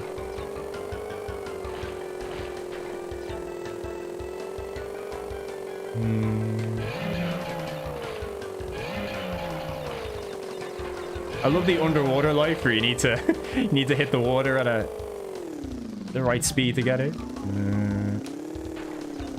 Alright. Avoid the shark. Avoid the bombs. I'm gonna slow it down.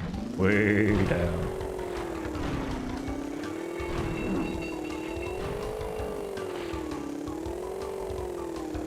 Oh, there's the crystal. Whew, see, there you go. It all worked out in the end.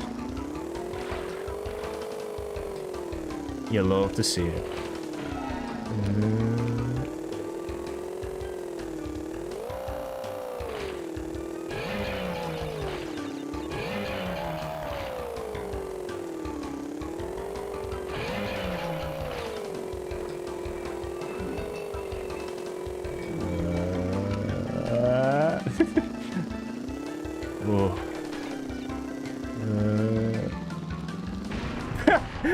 There was like a much easier path to the right of me. But I couldn't leave it alone.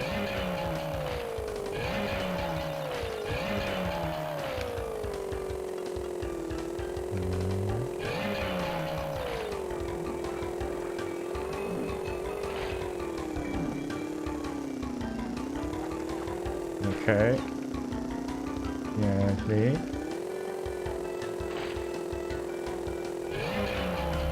Alright. Once again, not that bad. Wave rate 64 with a good frame rate. Yeah, not far off actually. Not far off.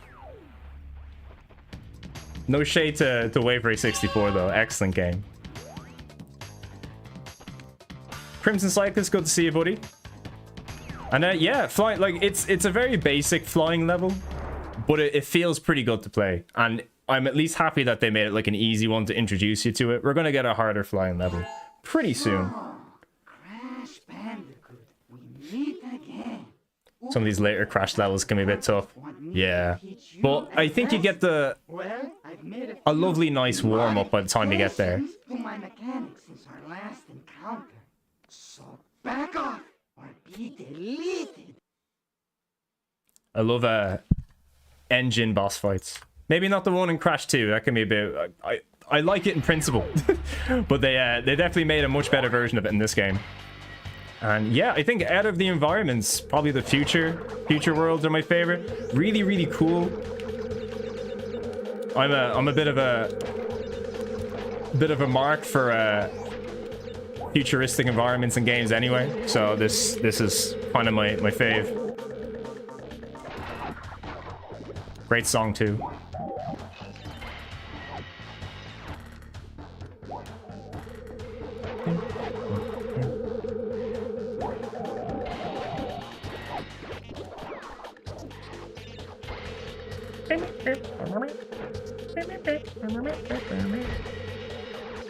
Yeah, that's the stuff.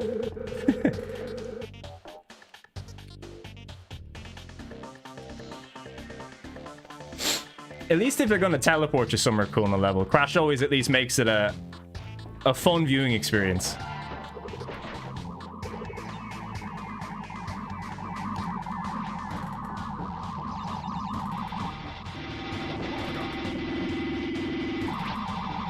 Wonk.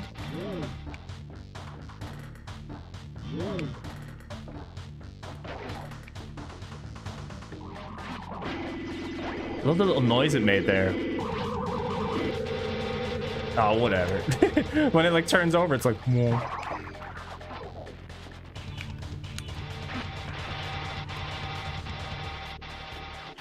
All right, going good so far. Don't know why I did that. Just better off just outright killing it.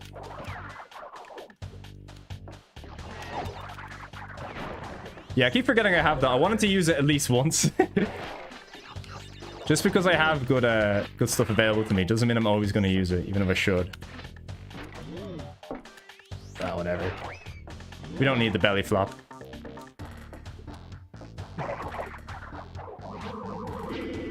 Alright, let's try get 51 extra lives. Yeah, no, we're not hitting that 80. It's not happening.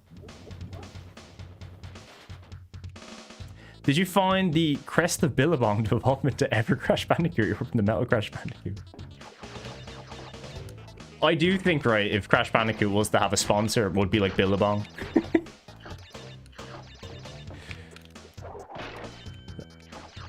Alright, so double jump. Alright, you can do the spin into it, yeah. Trying to remember these mechanics.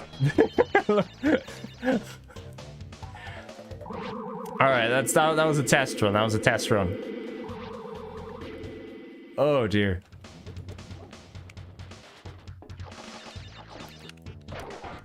Please ignore my terrible gameplay. We're doing it for the lulz. It's not real.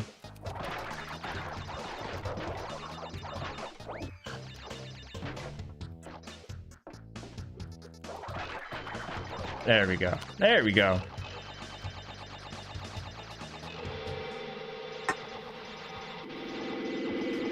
Oh, Crash would 100% wear Quicksilver. Yeah, he'd be like... cool surfer guy energy. Most people who are from like New Zealand or Australia are more naturally gifted at at cool sports.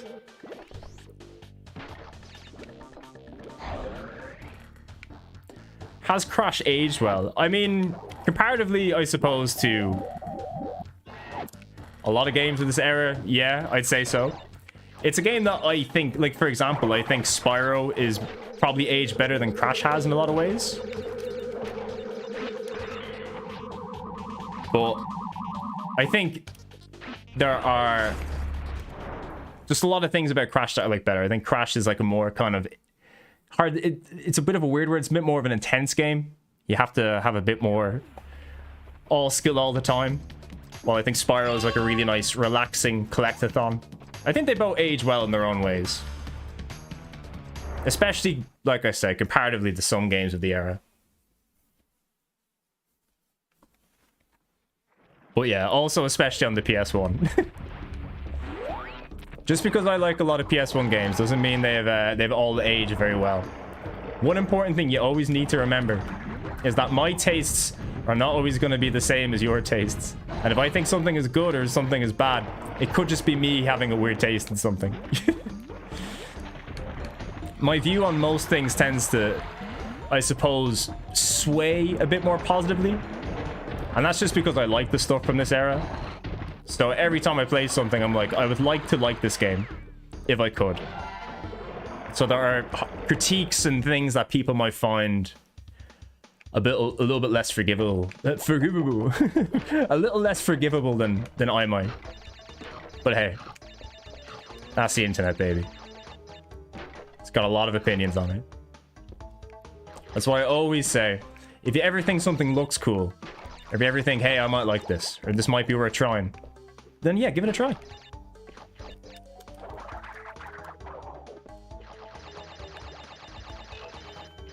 Always keep trying new things. Always keep searching for new experiences. And especially when it comes to video games, you are literally spoiled for choice when it comes to cool new experiences. Liking games is like one of the best hobbies in the world because it's like there's so much of it, and so much of it is so good, and even the bad stuff's kind of good sometimes.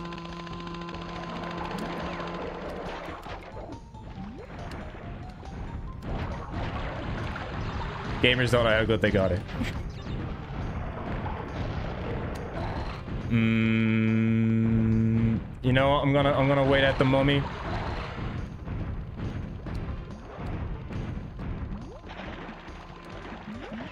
I'm gonna wait at the mummy. I'm gonna try to do this the old-fashioned way.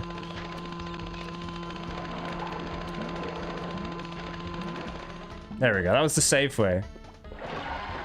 Oh, you know what? We'll give you the no death. We'll give you the no death run. Just to see if I can do it. I always keep saying about Bubsy 3D. I'm always surprised at how many people are in the chat. Not necessarily vouching for Bubsy 3D, but there are a lot of people in my chats who are like, you know what, it's not that bad.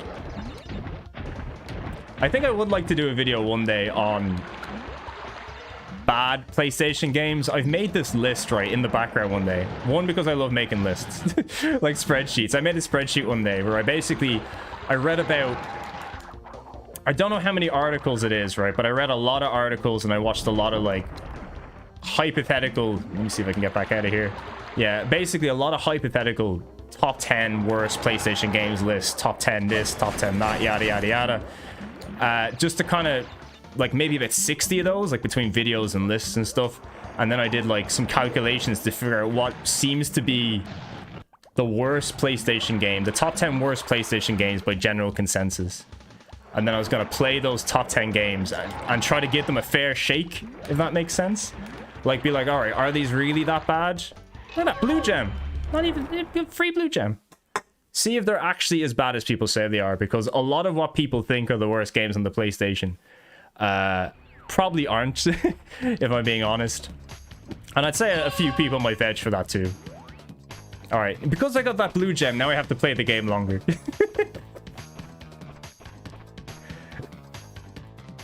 Would Batman and Robin on the PSP? Would Batman and Robin be one of them? I think, do you know what? I think Batman and Robin's very bad, but I kind of, for how ambitious it is, there's a part of me that was like, do you know what? I'll give it a pass. There are some games that are a lot less ambitious in their scope and what they're trying to do, and they're also that bad. So I think that would make them worse by proxy. But I won't reveal what the top 10 worst games are. I've already beaten this level, haven't I? Oh my god.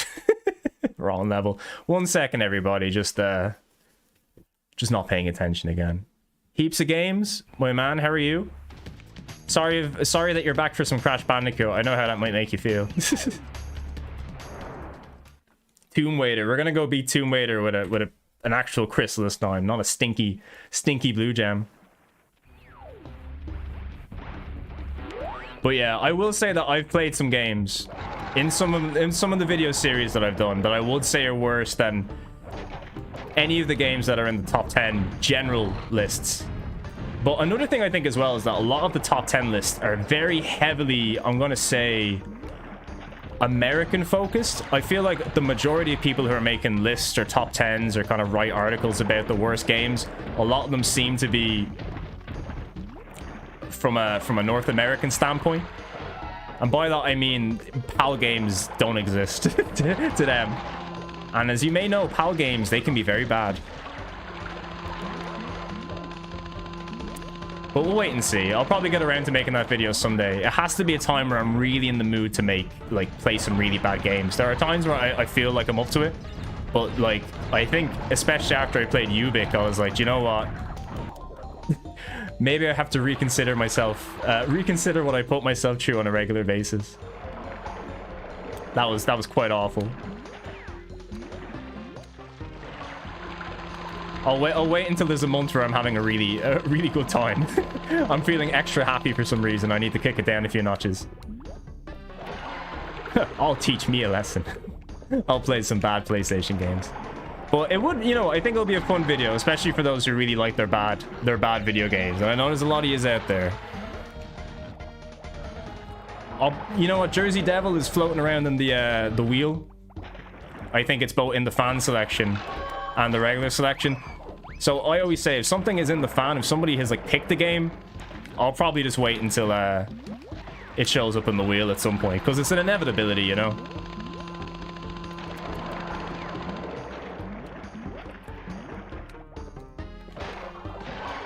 I have most of the videos, like the future videos that I'm going to do on a plan, but it's always, as per usual, it's very much based off of how I feel at the time. You should always create stuff that you feel you want to make, if that makes sense. You'll make better stuff if you're making it from a place of wanting to do it. that's my rule. That's why the wheel videos are always fun, because you're playing like a whole bunch of games. You're bound to find something cool.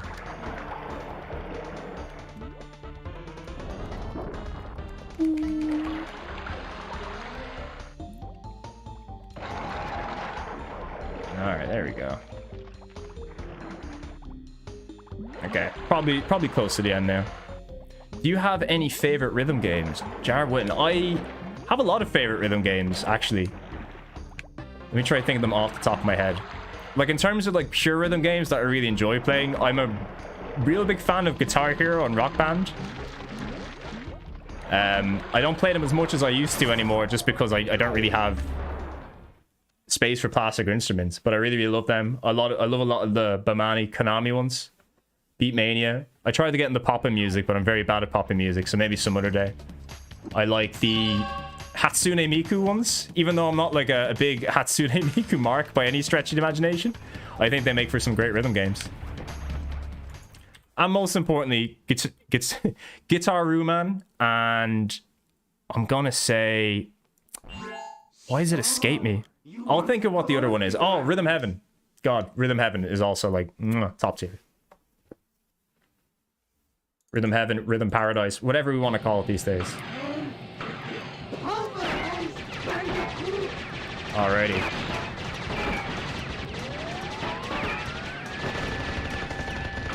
Very fun boss fight. Assuming I do well at it. It's only fun if I win.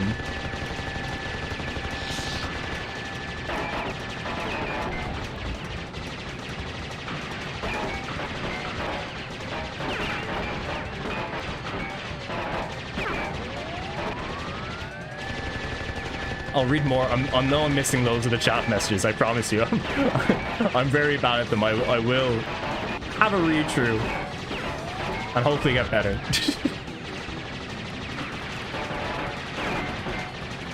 I need to become someone who like streams at least once a week so I can pick up good streaming habits. But I just 9 times out of 10 I'd just rather work on a video. Plus, I don't have to get stressed out about streaming. Streaming is a really fun experience, but it's also like, ugh. Being in front of people's hard. There we go. That's engine. Haha, psych. Now we got the real engine.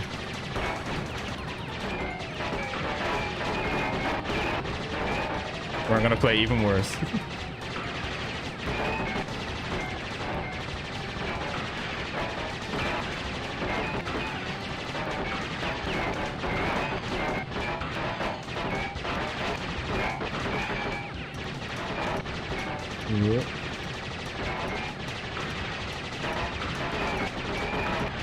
Every game should have a rail shooter section if possible. I might be biased because I love rail shooters, but I think it's a good thing to have.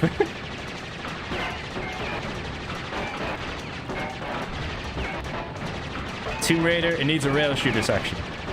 Resident Evil, rail shooter section. The Last of Us, rail shooter section. God of War, rail shooter section.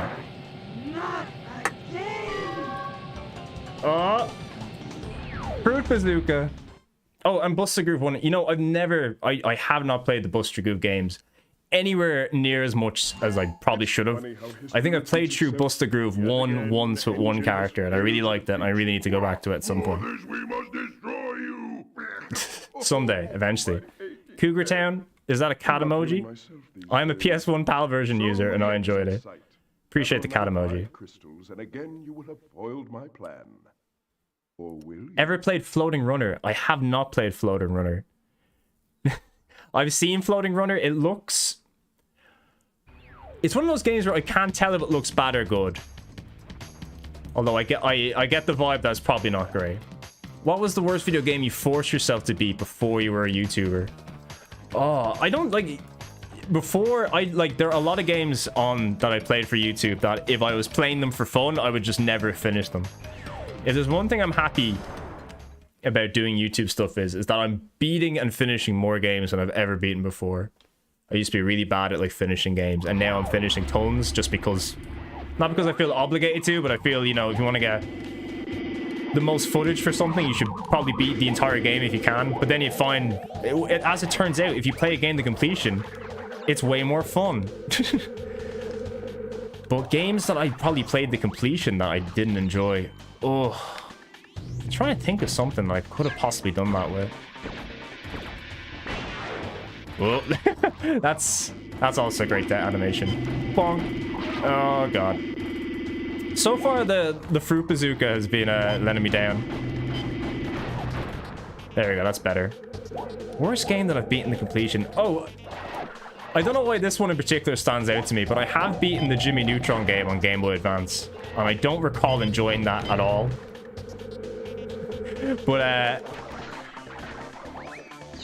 unlike the PS2 where I got a couple of good games with it, the first game I got with my Game Boy Advance was the Jimmy Neutron game, so I think that's all I had to play. So I beat that game. I wouldn't recommend it. I'm trying to think why I didn't like that. I think it was the kind of game where you had to go around like a level and you had to hunt down items to beat it. Never been super into that kind of platformer. I just want to run left to right. And if you're gonna make me explore, make it a whole goddamn Castlevania or something. Oh. Just gonna take out my enemies from afar. And boxes. Just for the fun of it. I just want to get the use out of it. I also thought it was really funny that they 100% ripped off the bazooka in one of the Yugo platformers. Like, it's bad enough that they made the gameplay exactly like Crash Bandicoot, but they straight up just gave them the characters like a little bazooka.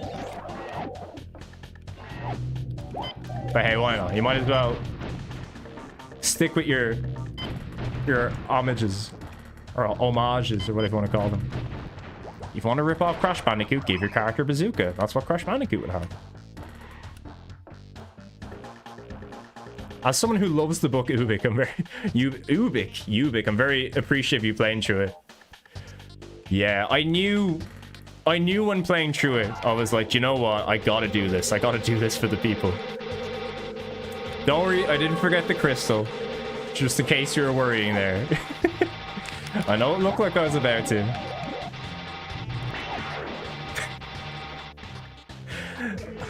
My urge and my need to use the bazooka is going to be my downfall. Yeah, I'm glad that I played through Ubik. You know, I do get that feeling like when I come across a game that doesn't have or nobody's beaten on YouTube, I feel like you do feel like there's a bit of a need to do it. Ah, come on. That was a bit unfortunate.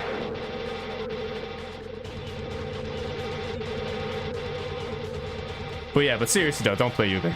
Even if you really like the book Ubik, and even if you're really curious, I assure you, it's not worth your time. There are better cryo games that you could be playing, like Virus or Pax Corpus.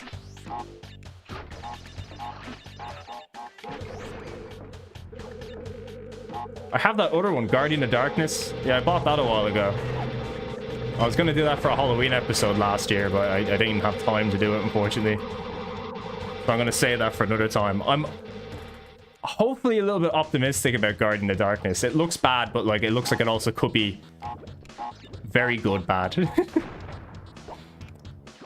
You know? Nothing can be worse than Ubik anyway, so I think we're okay. Oh, I made a mistake here. Oh, let's scroll down a little bit.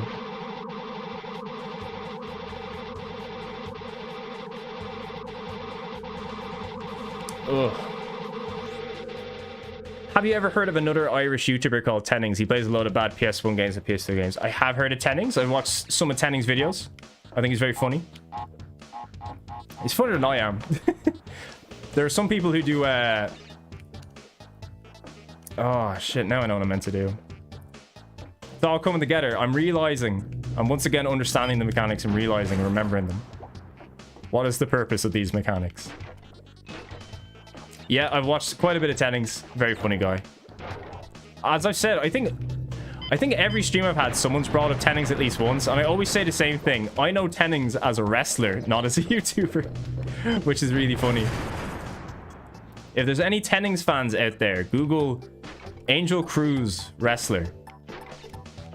Angel Cruz Ultrastar or Angel Cruz Superstar. And you will see Tennings wrestling persona. He's also a very good wrestler. He's just a very talented lad all around, it seems. Which you love to see. You love to see people talented. You love to see people flourishing. You love to see people doing well.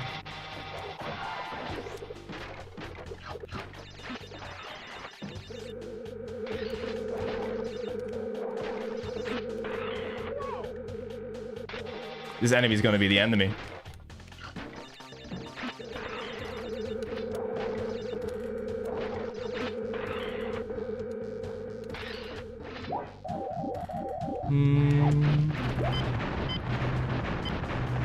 Oh, I can shoot it, yeah.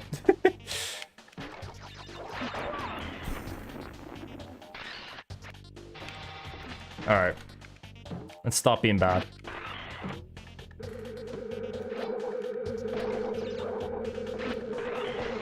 Let's stop being bad, everybody. Let's start being good.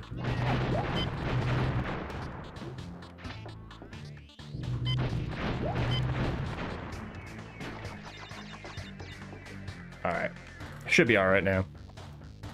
Wait, Resident Evil 2 had rail... Oh yeah, you are correct. Resident Evil 2 had 2 rail shooter games that are actually quite good. That actually makes... Well, I don't even know why I said Resident Evil. That's like one of the series that would be ideal for a rail shooter. House of the Dead is basically just that exact same thing. Oh my god. I said I'm going to be okay, now we're back here again. Getting roasted in the comments and getting roasted in the game. What a tragic life. Don't die like a fool. No, screw the box. Not worth it. It's not worth the risk. Jared Witten, I know one game that I hated to complete and still haven't beaten it is the SpongeBob SquarePants movie on PS2. I've always ever since people said Battle for Bikini Bottom is good, I've always been a bit like, oh, maybe certain SpongeBob games are good. But I don't know if that's just like a once-off. I don't know if they made anything good after that. Since I haven't heard any other SpongeBob games people seem to enjoy, I guess not. Alright, I'm gonna aim there. There we go. If there are any other good SpongeBob games, do let me know though. I have high hopes for the new one that they're making, the brand new platformer. That looks like it might be kind of good. Has anybody ever seen SpongeBob on the PS1? It's legitimately a Game Boy Advance game. It's a game that's on the PS1 and also on the Game Boy Advance. Oh, all right, look, we'll do it. We'll rip the band-aid off. I don't want to do this. I don't want to do this. Let's see. Ever played Final Fantasy 9? It's superb. I played Final Fantasy 9. Love Final Fantasy 9. Might be my favorite on the PS1. I think gameplay-wise, yeah, probably my favorite on the PS1. There are parts of the story and environments that I like maybe a bit more in 7 and 8. That's just because I like my future stuff as previously mentioned. But I think 9's fantastic. I think any of the PS1 Final Fantasies are great. You can tell me anyone is your favorite and I agree with you. Even 8. People tend to say 8 is like not great. I don't know. It's a bit weird. It's good though.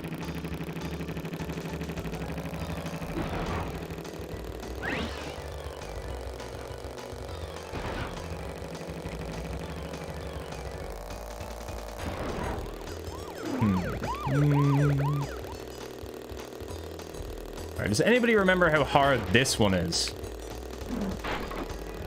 Missed that speed boost. We'll find out, sure. We'll find out, sure. We'll see how bad it is. Alright, big turn coming up here.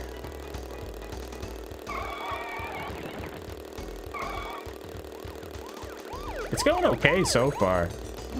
Although I know that's kind of like a famous last words kind of deal. Oh yeah, you're meant to skip the jump on that one. Oh, I'm missing an awful... Oh, I baited it. Alright, there's still hope, maybe.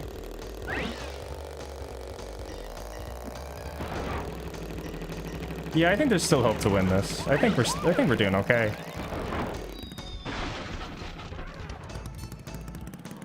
Ah!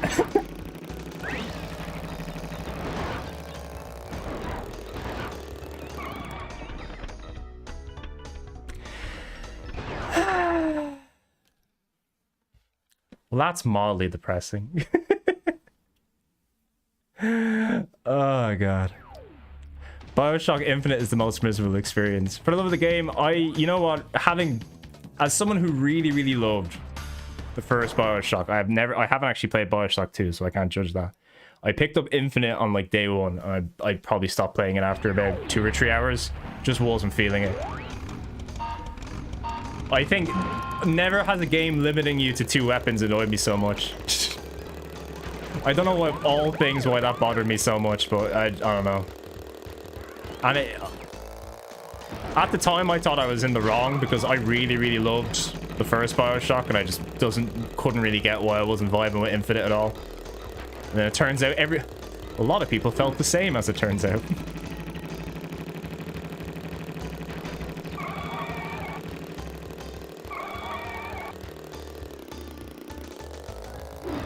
Alright.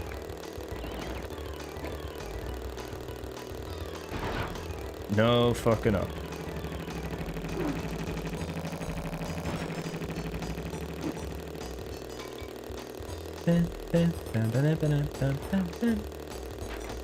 At the very least, right, it does seem like this part is easier than the than the last level. There's no like crazy sharp turns. It's more just timing this time around. Oh, there we go. Look at that. That's the real deal.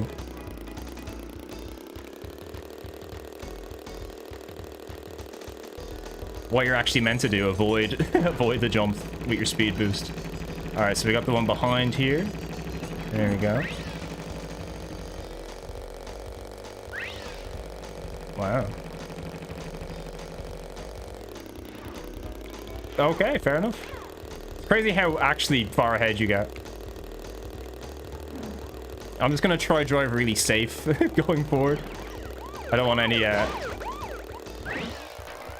unfortunate accidents. There we go, that's fine. I'll live with that. I'm happy with that. Let's see.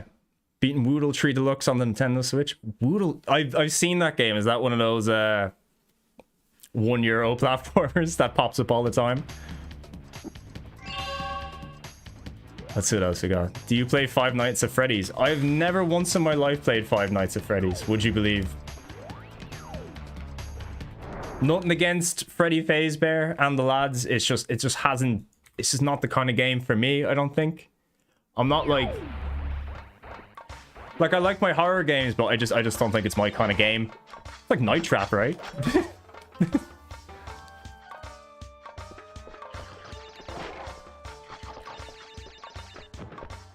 But no, I've never played any of the Five Nights at Freddy's games.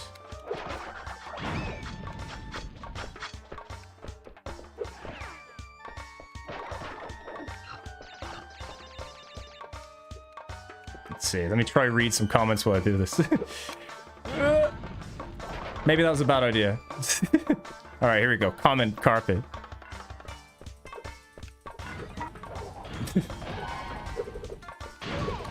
All right.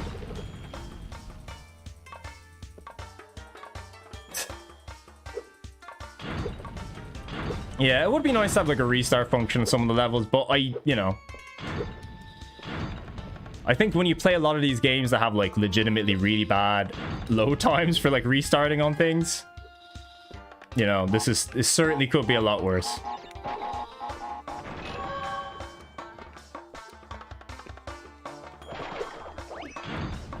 Back in the day, people really, really did not care about quality of life features in games. And you know what? That's okay.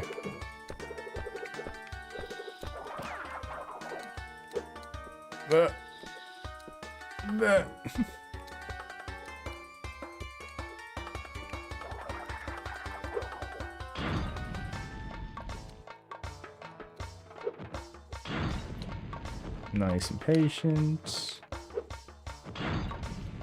There we go.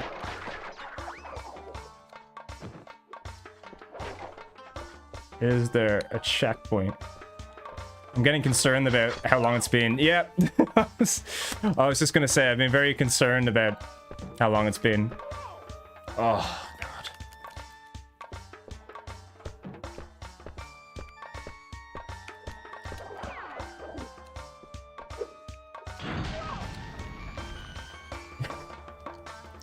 Alright, at least look, if you're gonna die, alright, at least it's right at the checkpoint.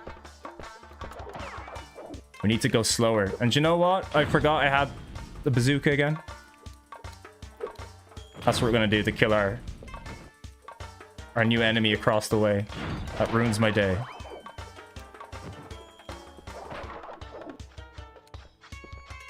Alright, let's there we go.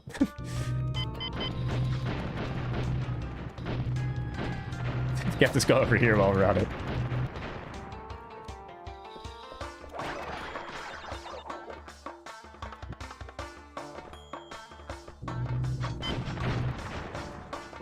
There we go.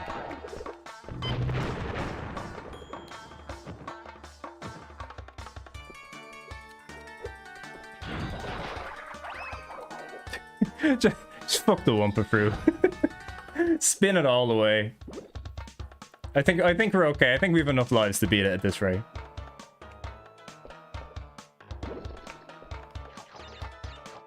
What game introduced the sneaking over the boxes again? Is that Wrath of Cortex? Or is that this one? And I'm just misremembering it. Don't need those. Bomp. You know what? It's okay. I don't need anything in there. Forgot you could kill those as well.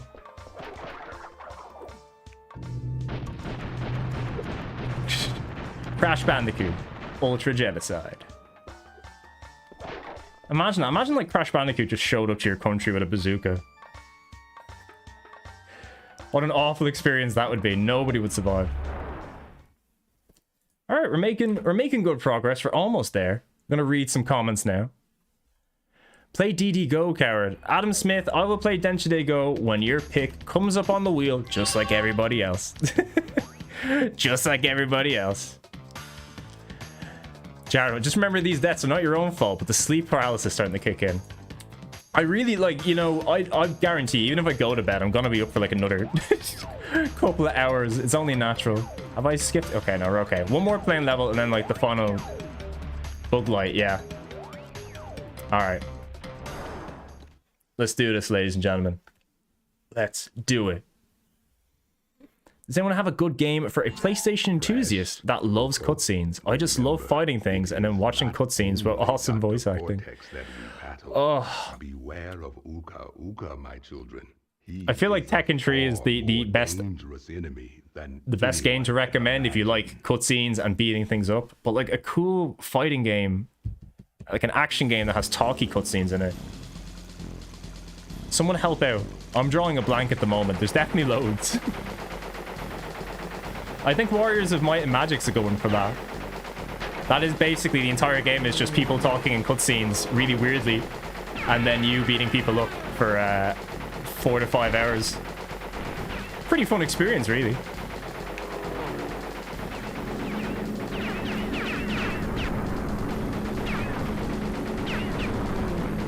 Oh, you gotta take out the engines, yeah. Do you have to take out the engines, or is it just damage the whole plane?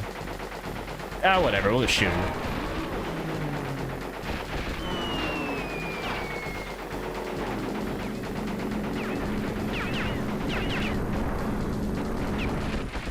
Well, that was a bit weird. Yeah, let's take out the engines.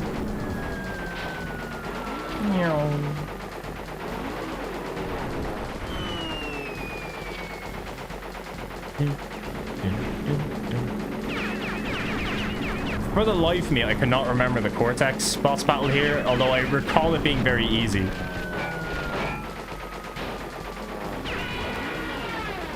I think Crash 1 still has the hardest Cortex battle. Well, at least with the original tree, anyway. Yeah, Cadigan, the Arabian levels. I honestly like all of the level aesthetics in this game. I don't think there's anyone that's like particularly bad or like wasteful.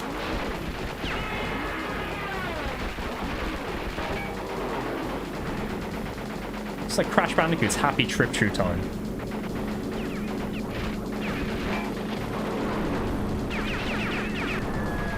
Alright, let's get this health, and there we go.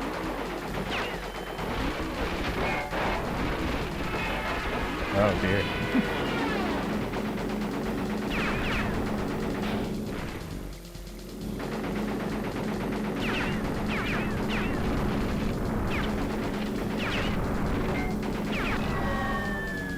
Woohoo! I should have. I was wondering now. I should have done at least one secret level just to show off the secret warp room. I'm sure everybody knows what it looks like, but it's. I really like the way the secret warp room looks in this game. Love a good warp room. Love a good secret warp room. This level is so un-PC. Five Nights works really well as the VR game. I played a little bit and I thought it was spooky. Yeah, most everything. If there's a spooky game in VR, once you add it into virtual reality, there's a good chance it's going to be very spooky. The Fighter, basically any JRPG, they're all built like that. Multiple disc games especially. Never played Bendy and the Ink Machine. That's another game. Like, there's a lot of those games that just appeared at the time where I feel like this is the point where you start to realize you're becoming a bit older. Where you start to see these games pop up out of nowhere that are getting very popular. And if you don't watch, like, I don't know, certain YouTubers or certain streamers, you just don't pick up on certain game trends. I think that was the same thing with that game, Hello Neighbor. I don't think I've ever once see anybody play Hello Neighbor. But every time I went into, like, a store, I would see that, Bendy and the Ink Machine, Five Nights at Freddy's, and be like, what's happened? Have I gotten old? And the answer is almost definitely yes, I've gotten old. And it'll happen to you too, eventually. Look, I'm playing a game from 1998. And a lot of the games that I play on the internet are mostly games from that same time period. So it's only natural to understand that I'm old.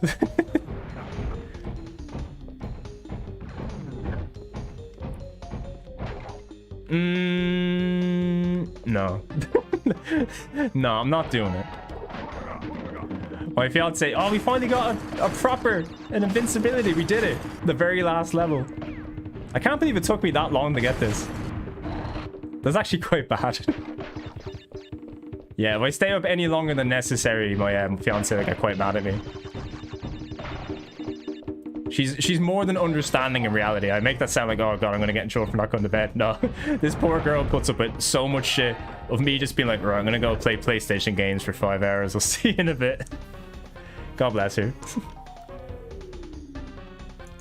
But we will do one more secrety bonusy level.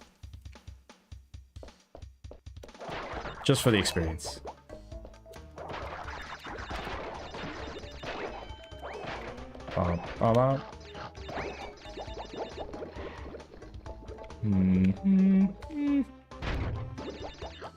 Now that was satisfying. Okay, so if we just crawl our way to the end, we should be okay.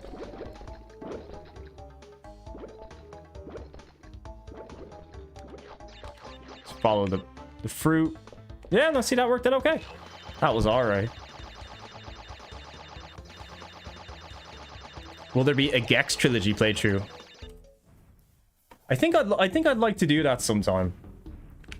Although that being said, right, as much of a oh god, as much of a Gex fan as I am, and I'm not gonna lie, I like to think of myself as a pretty good Gex fan.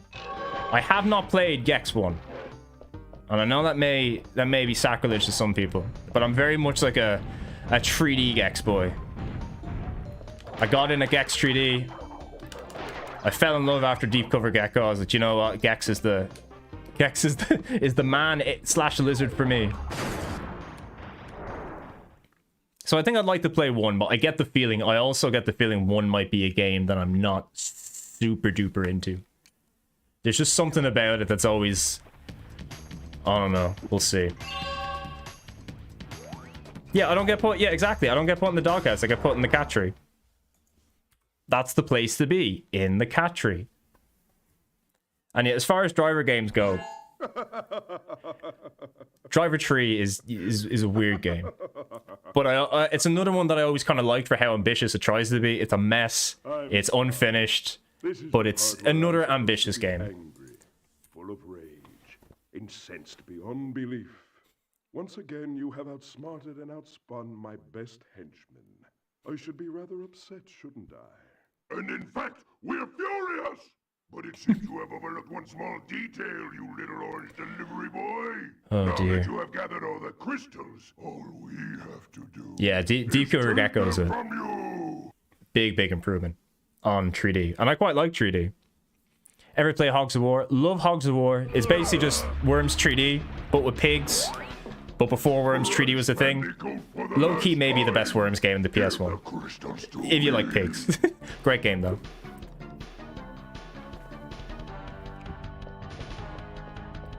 Yeah, the first Gex, I have a lot of friends who did play Gex in the end, but I do get the feeling it was more of an American thing. Although, if you're like a Gex fan, the funny thing about Gex is that his voice actor changes a lot in the PAL region. So the PAL games, oh dear. I said this was the easiest Cortex and I've already died. If you play the Gex games, each of the PAL release has like a different voice actor, I think.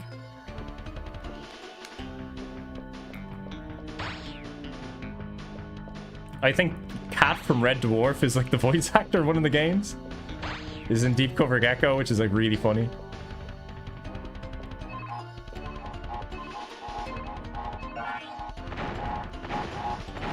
I also think I read a question there. What game has made you angriest and why?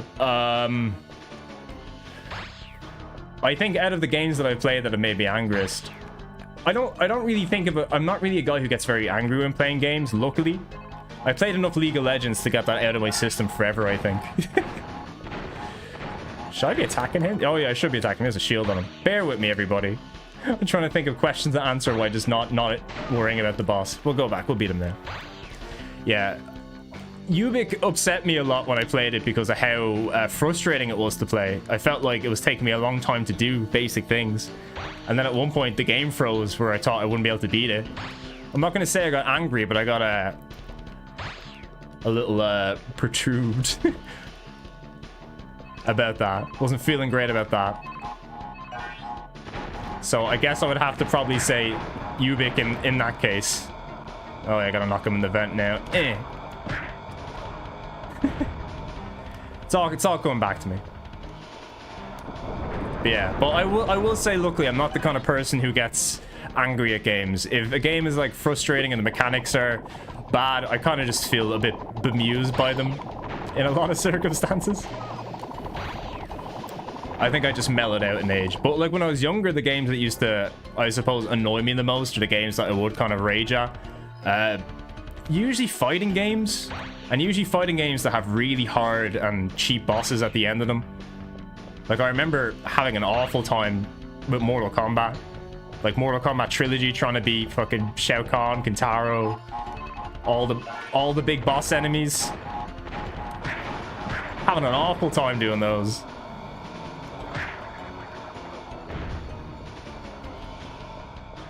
But thankfully, I've learned how to play fighting games in the years since. And I don't really play many fighting games from, like, you know, the 16-bit era where I think that was at its worst. There's a lot of fighting games from that era that are incredibly hard.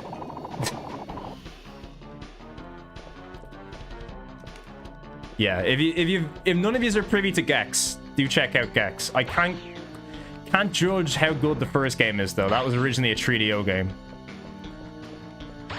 But I've never really heard anybody say it's particularly bad. I've never heard anybody say it's bad, but if I hear people raving about the Gex games, it's usually the second and the third one.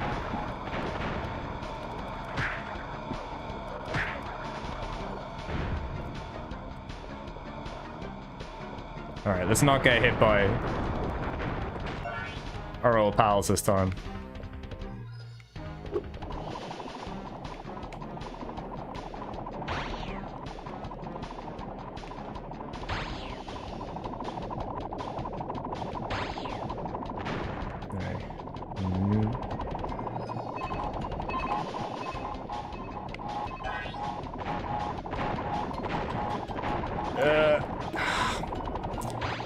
See, the problem is, like, when you're moving into the middle here, you can't see behind you, and they have a slightly bigger hitbox than I would like. So you want to kind of get yourself wrapped up in the nice position for this. Okay.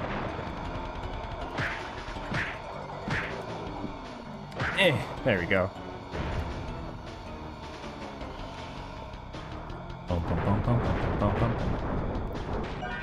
The most angry you got was Tomb Raider 2. What made you angry in Tomb Raider 2? I feel like I might know the answer to this.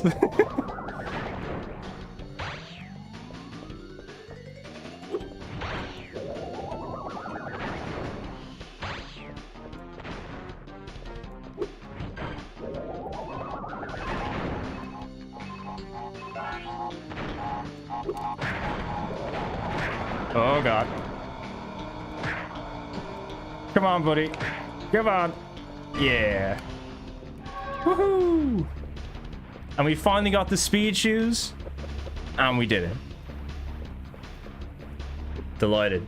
Dark Souls got some moments I got real mad. Whenever I got stuck in a boss for months and got super close to beating them. It took me a long time to get into Dark Souls. Maybe I should retire to a nice But when I did, I love those games so much. Nice big drink and a woman with nice big bags of ice for my head. It's not over, Bandicoot. That's one of the best Crash Bandicoot lines. Just want a woman with nice big bags of ice for my head. Brilliant. Anyway, guys, there's the bad ending to Crash Bandicoot Warped, aka the losers, beginners, low effort ending. But it's still a lot of fun. That took approximately, yeah, probably a little over 2 hours to do. If I was going to 100% it, you get a lot more hours out of it, let me tell you. But yeah, still a lot of fun. Couple of dodgy deaths in there, but still pretty great, I think. So let's read through some chats before we finish up here. But yeah, before I finish up, once again, thank you all for joining me here today. It's always great to have so many people sticking around to watch me play through a classic. Although I feel if any game deserves it, Crash 3 is certainly up there. Is Skull Monkeys on the wheel? It is indeed. It is both on there as a general pick and it's on there as a fan pick. We're now at the point where we so many viewer picks that I feel like most people could recommend a random game is probably there.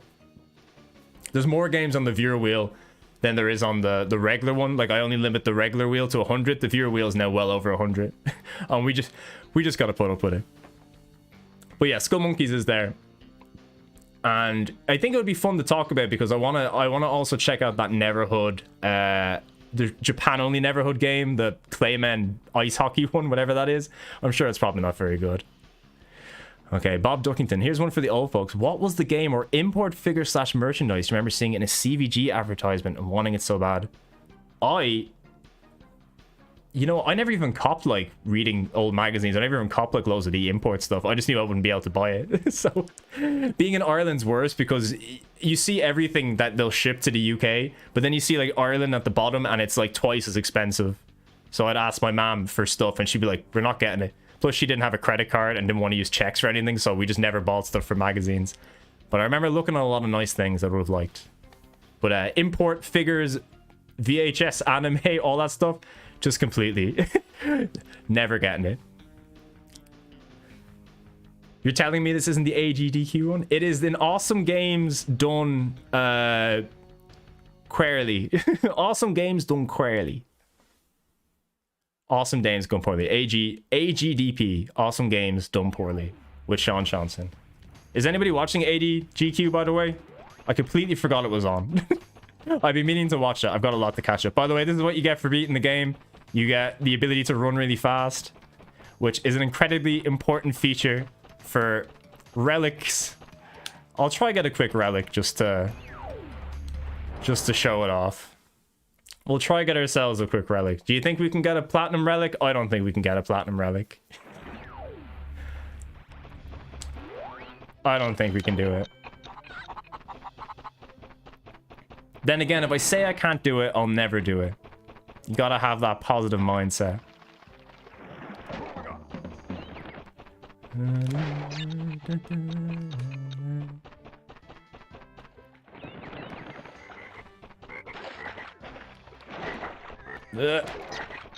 Yeah, that's not platinum material, let me tell you. That is not platinum material. Missing a box like that.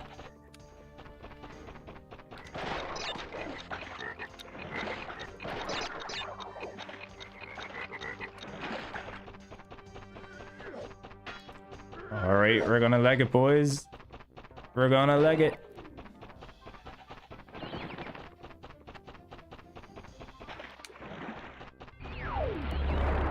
$42.88. Is that? Yeah.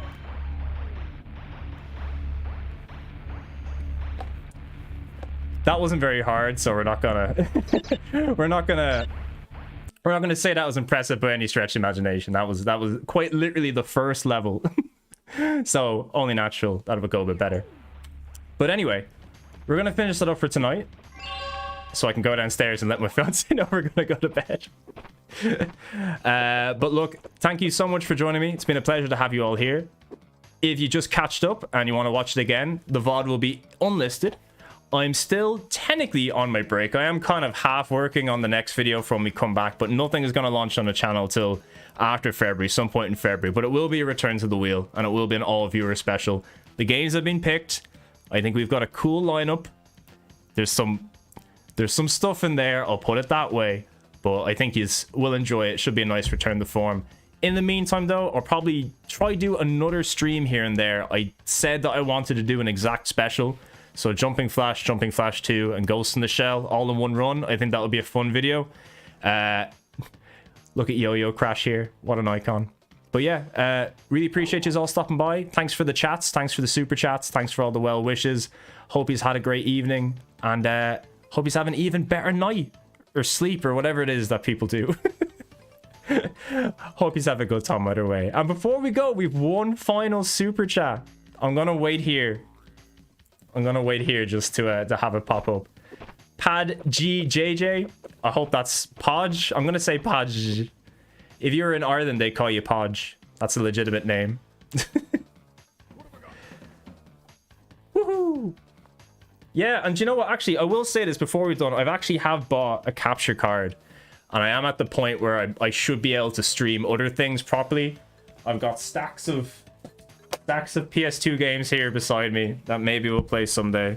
I've also got stacks of Xbox 360 games. I've got some of the worst. Do you like bad games? We've got Morphex. We've got Infernal, Hell's Vengeance. I've got all the 2 out of 10s. I've got Armored Core for answer, but that's too good. That's no fun.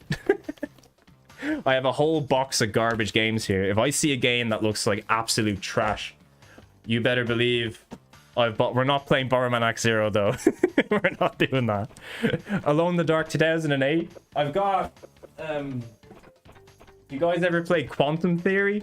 I played this the other day. This is terrible. This is really bad. Holy moly. But yeah, look, I've got bad games you wouldn't believe. Don't forget, I used to do achievement hunting and I kept all those games, so if you ever want to see a man 100% open season, I'm ready for it. And yes, Alone in the Dark 2008 is chef's kiss. But we need to play the PS2 version. We can't be playing the Xbox 360 version. We need to play the PS2 version. We have to play Alone in the Dark. Inferno, I think it's called. It's very bad. Anyway, guys, I'm going to love yous and leave yous. It's been an absolute pleasure.